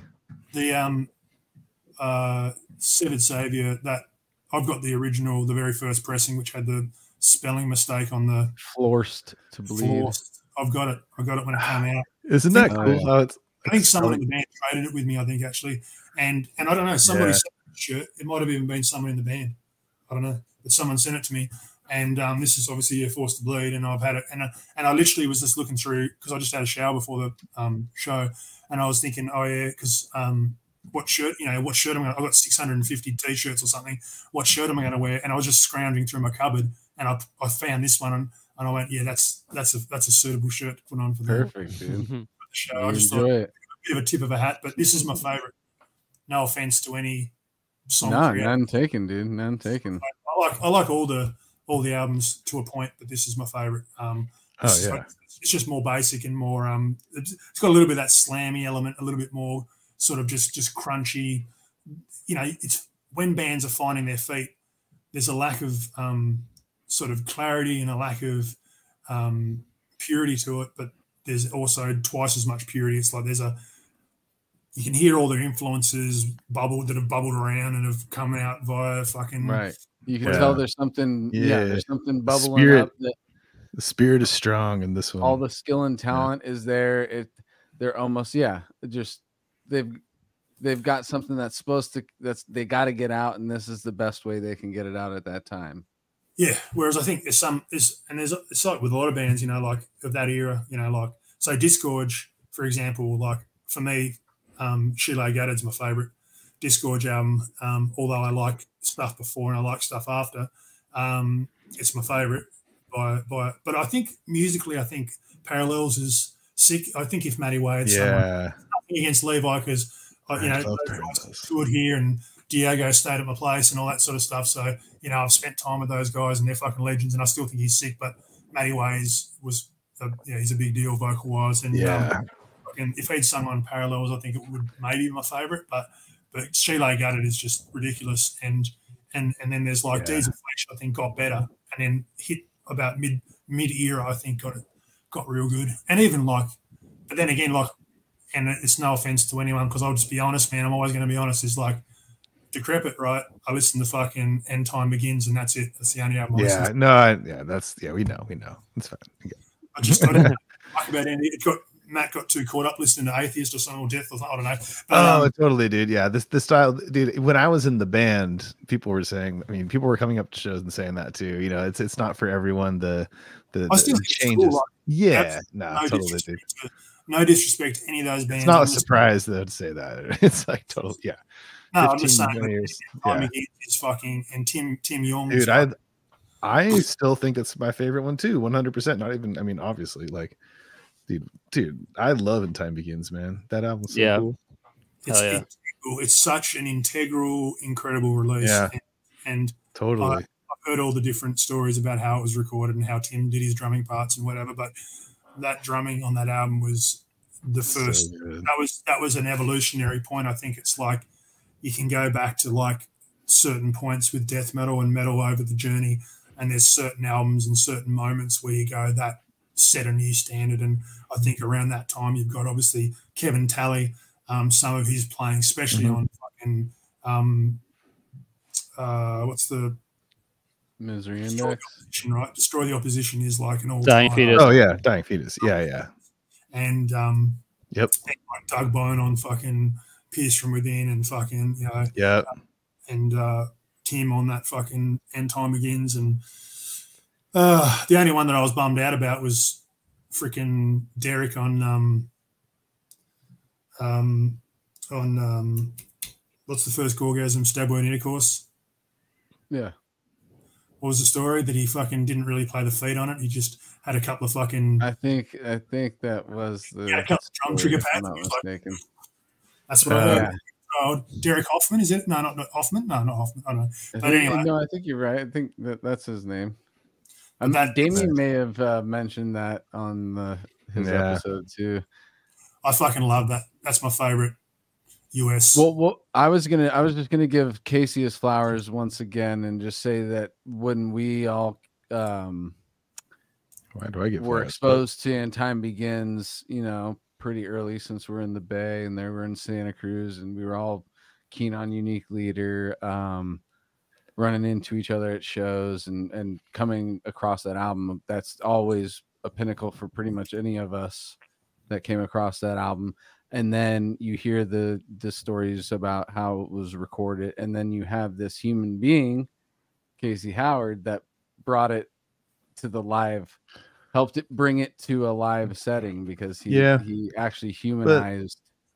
But it wasn't that it was inhuman. It was just that it was so technical and like overly, like it was like Deeds of Flesh on crack or something, and whatever, you know, like Suffo sped up meets Deeds of Flesh on crack or something. Like, so it was like, the thing was, I mean, I remember Matt talking about like Tim being in Santa Cruz and just like he was playing with I guess Vital Remains at the time or something, and he was like, yeah, I'm going to show you some like de-Christianized stuff like that we're doing, or like, you know, I can't remember when that album came out, but it was around that time they were putting that, and he's just like blasting like on this kit. It's like Matt was like, dude, it's like the craziest shit just watching Tim play some of those beats like that just right in front of him. So like Tim he's like a beast, and obviously he's one of the greatest, and so like it's like, yeah, that's him. I mean, like there's things that are, you know, like all the parts are like, you know, because it's so super technical. It's like let's all these mixed parts, but like for the most part though, I mean, like, dude, that's like,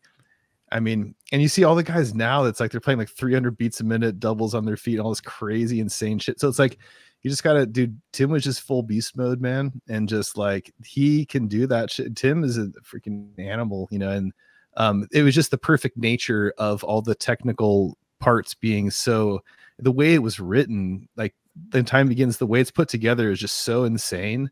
Like the way it's like a puzzle that's like just shifted around in this, it's like Deeds of Flesh, like how, but it's totally different. Anyways, the point is that when I had to learn that shit, I was just trying so hard to like do justice to like how it was written on the album, because I'm like, I have to like try to play like a machine, like it was like so ridiculous, you know, like, but I did my best, man. You know, thank you for the props, but that's not what this is about right now. But like, I'm just saying that Tim is what it's about, dude. Tim Young is still to this day one of my favorite Death Metal members of all time. Like, I'll hop in if I can, because I just did a album cycle with Last of Lucy where I wasn't on the record, but I was like, I supported the record or whatever.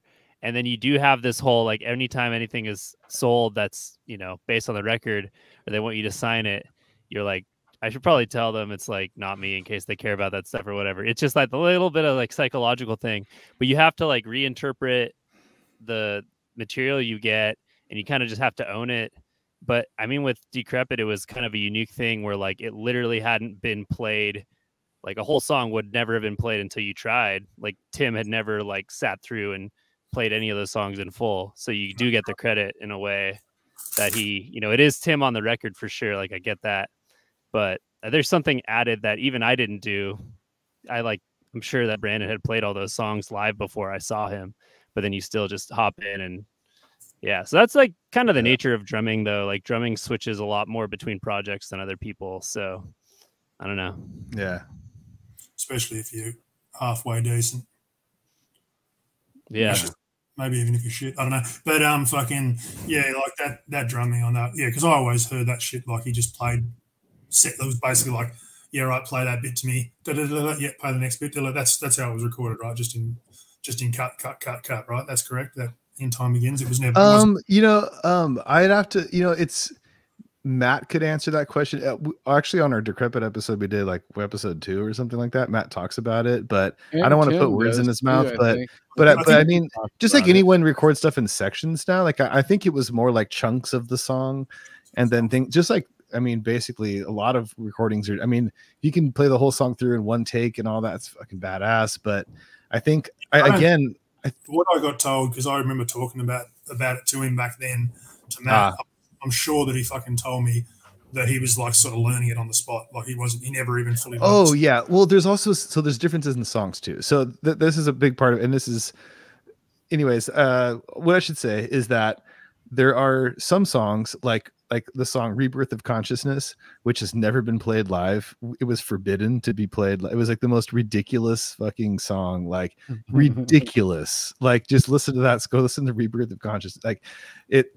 Yeah. And so, and also you have to understand too, that Matt had electronic versions of all the songs with like crazy drums, like fake drums, like before Tim like came to do the album, and they are insane. Like there are way crazier than In Time Begins, like 300 beats a minute shit. Like I can't remember.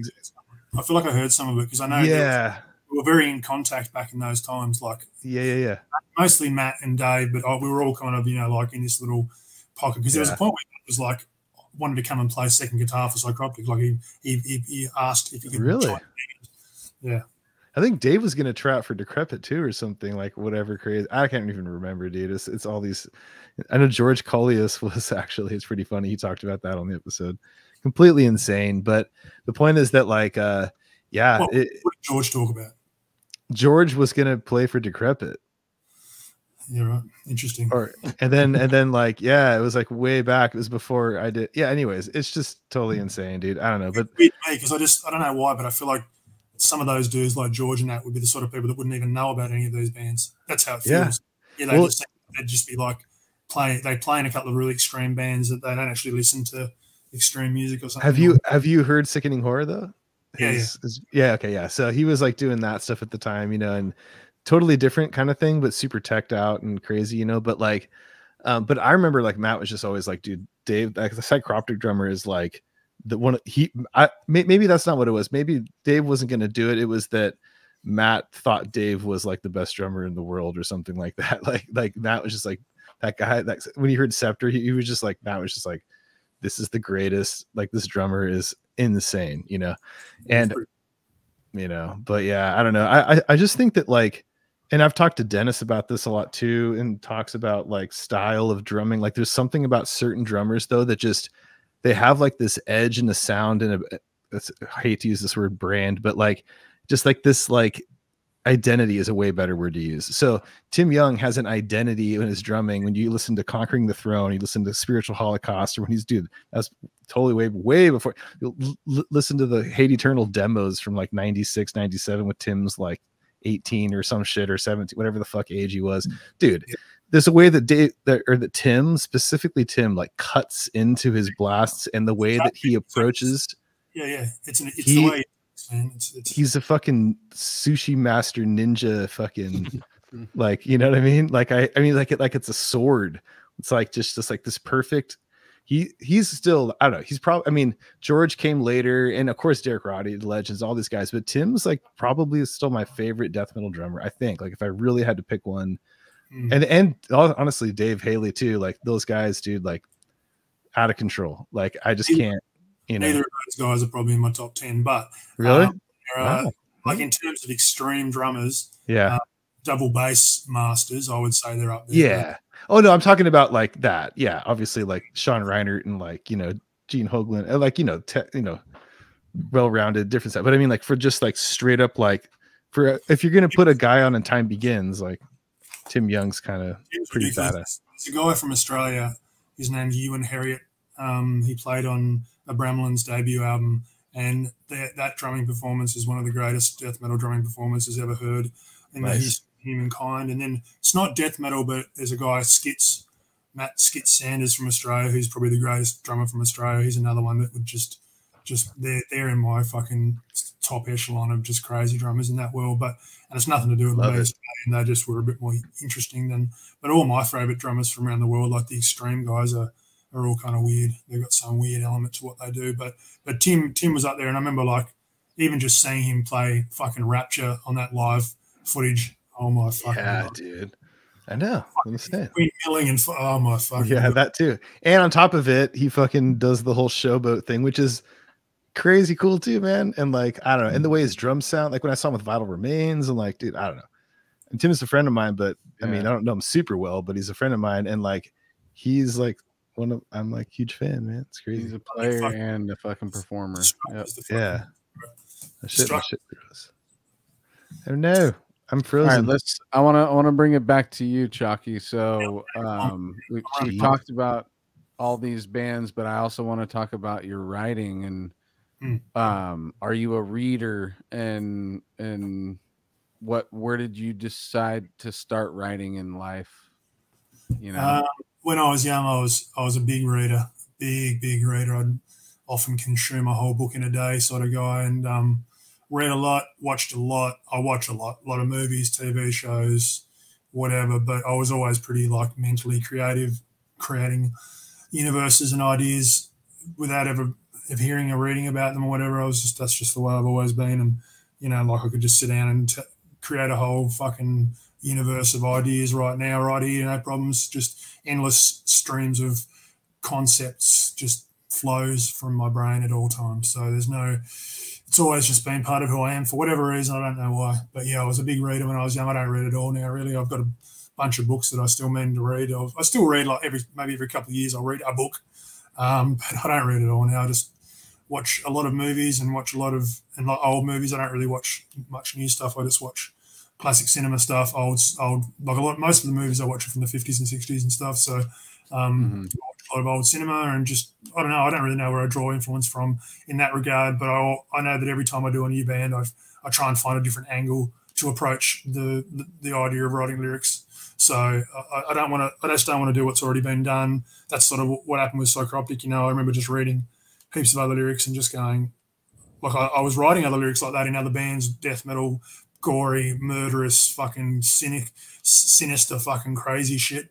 And that was fun. I do find it fun. And I was doing some like sort of, you know, like comedic death metal stuff that I found really fun. That's some of the most fun stuff to rhyme when you can rhyme come with drum or something like that. But with fucking Psycroptic, you know, it was a serious band. So I was like, I've got to write something that's more just a little bit more highbrow, I guess. I don't know. It was just what I was interested in. So I went pretty fucking creative and just let my juices go. And same with. So when you write, is it kind of like a process where it's just a free flow thing that you're doing in the moment, and then you pick it apart and sculpt it, or do you go at it immediately with a poetic attitude? Instantly I write. So basically what I do when I structure a song, I figure out my patterns first. I figure out where I'm going to sing. So I'll sing a song fucking hundreds of times, just figure out where I want to make the noises.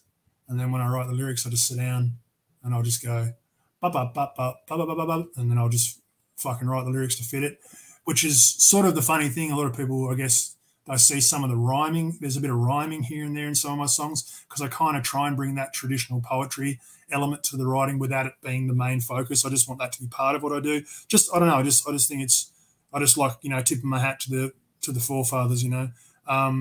And yeah, basically I'll sort of write from, I'll just, write as I go along, and it just flows out of me. I just write each line as I get there. Usually I'll have a concept as I start the song of what it's going to be about, but sometimes I'll change it midway through. And sometimes, and this is the thing that I don't really want to get into it because I don't have enough time right now left to really go into it, but is that every song that I wrote for Psycroptic has 3 meanings. And 3 meanings each. Yeah. Okay. Every song is triple layered, and people, I was kind of hoping, to get to that point.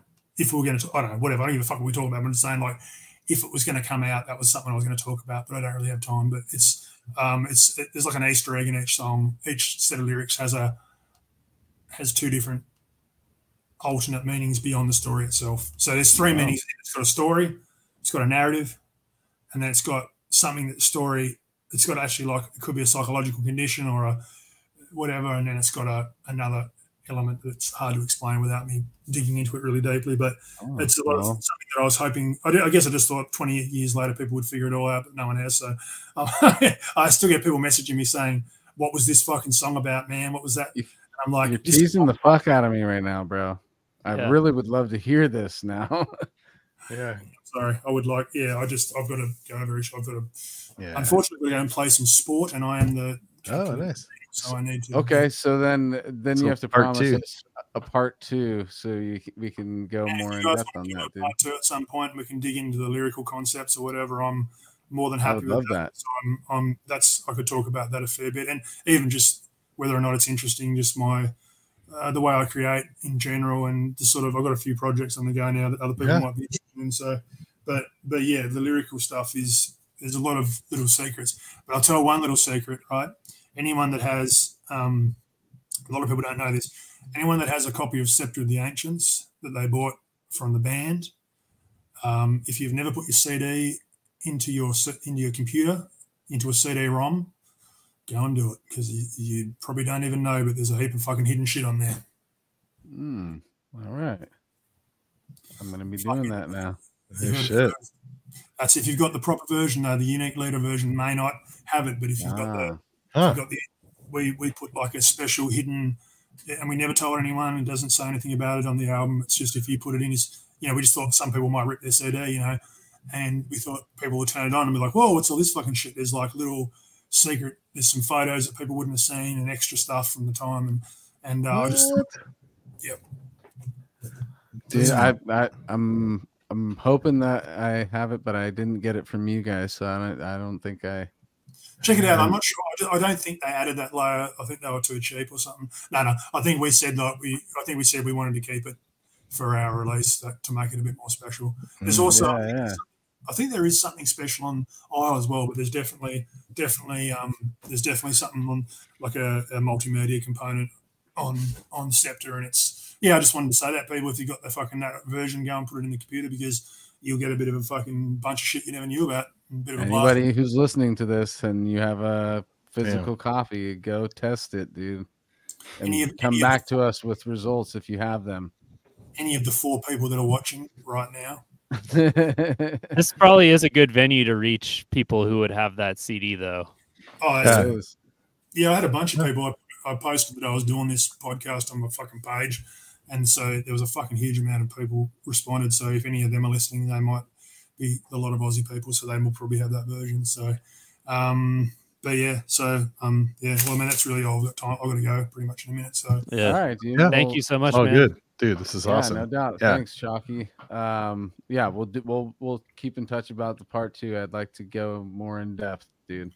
Yeah, I just want to say thanks heaps for offering this opportunity for me to come and talk. Like I said, I generally don't do them, but you guys are all fucking cool and you've done cool shit. And it's not even about that. It's just about, this is, like I said, it's that fucking reconnecting family stuff, old school stuff.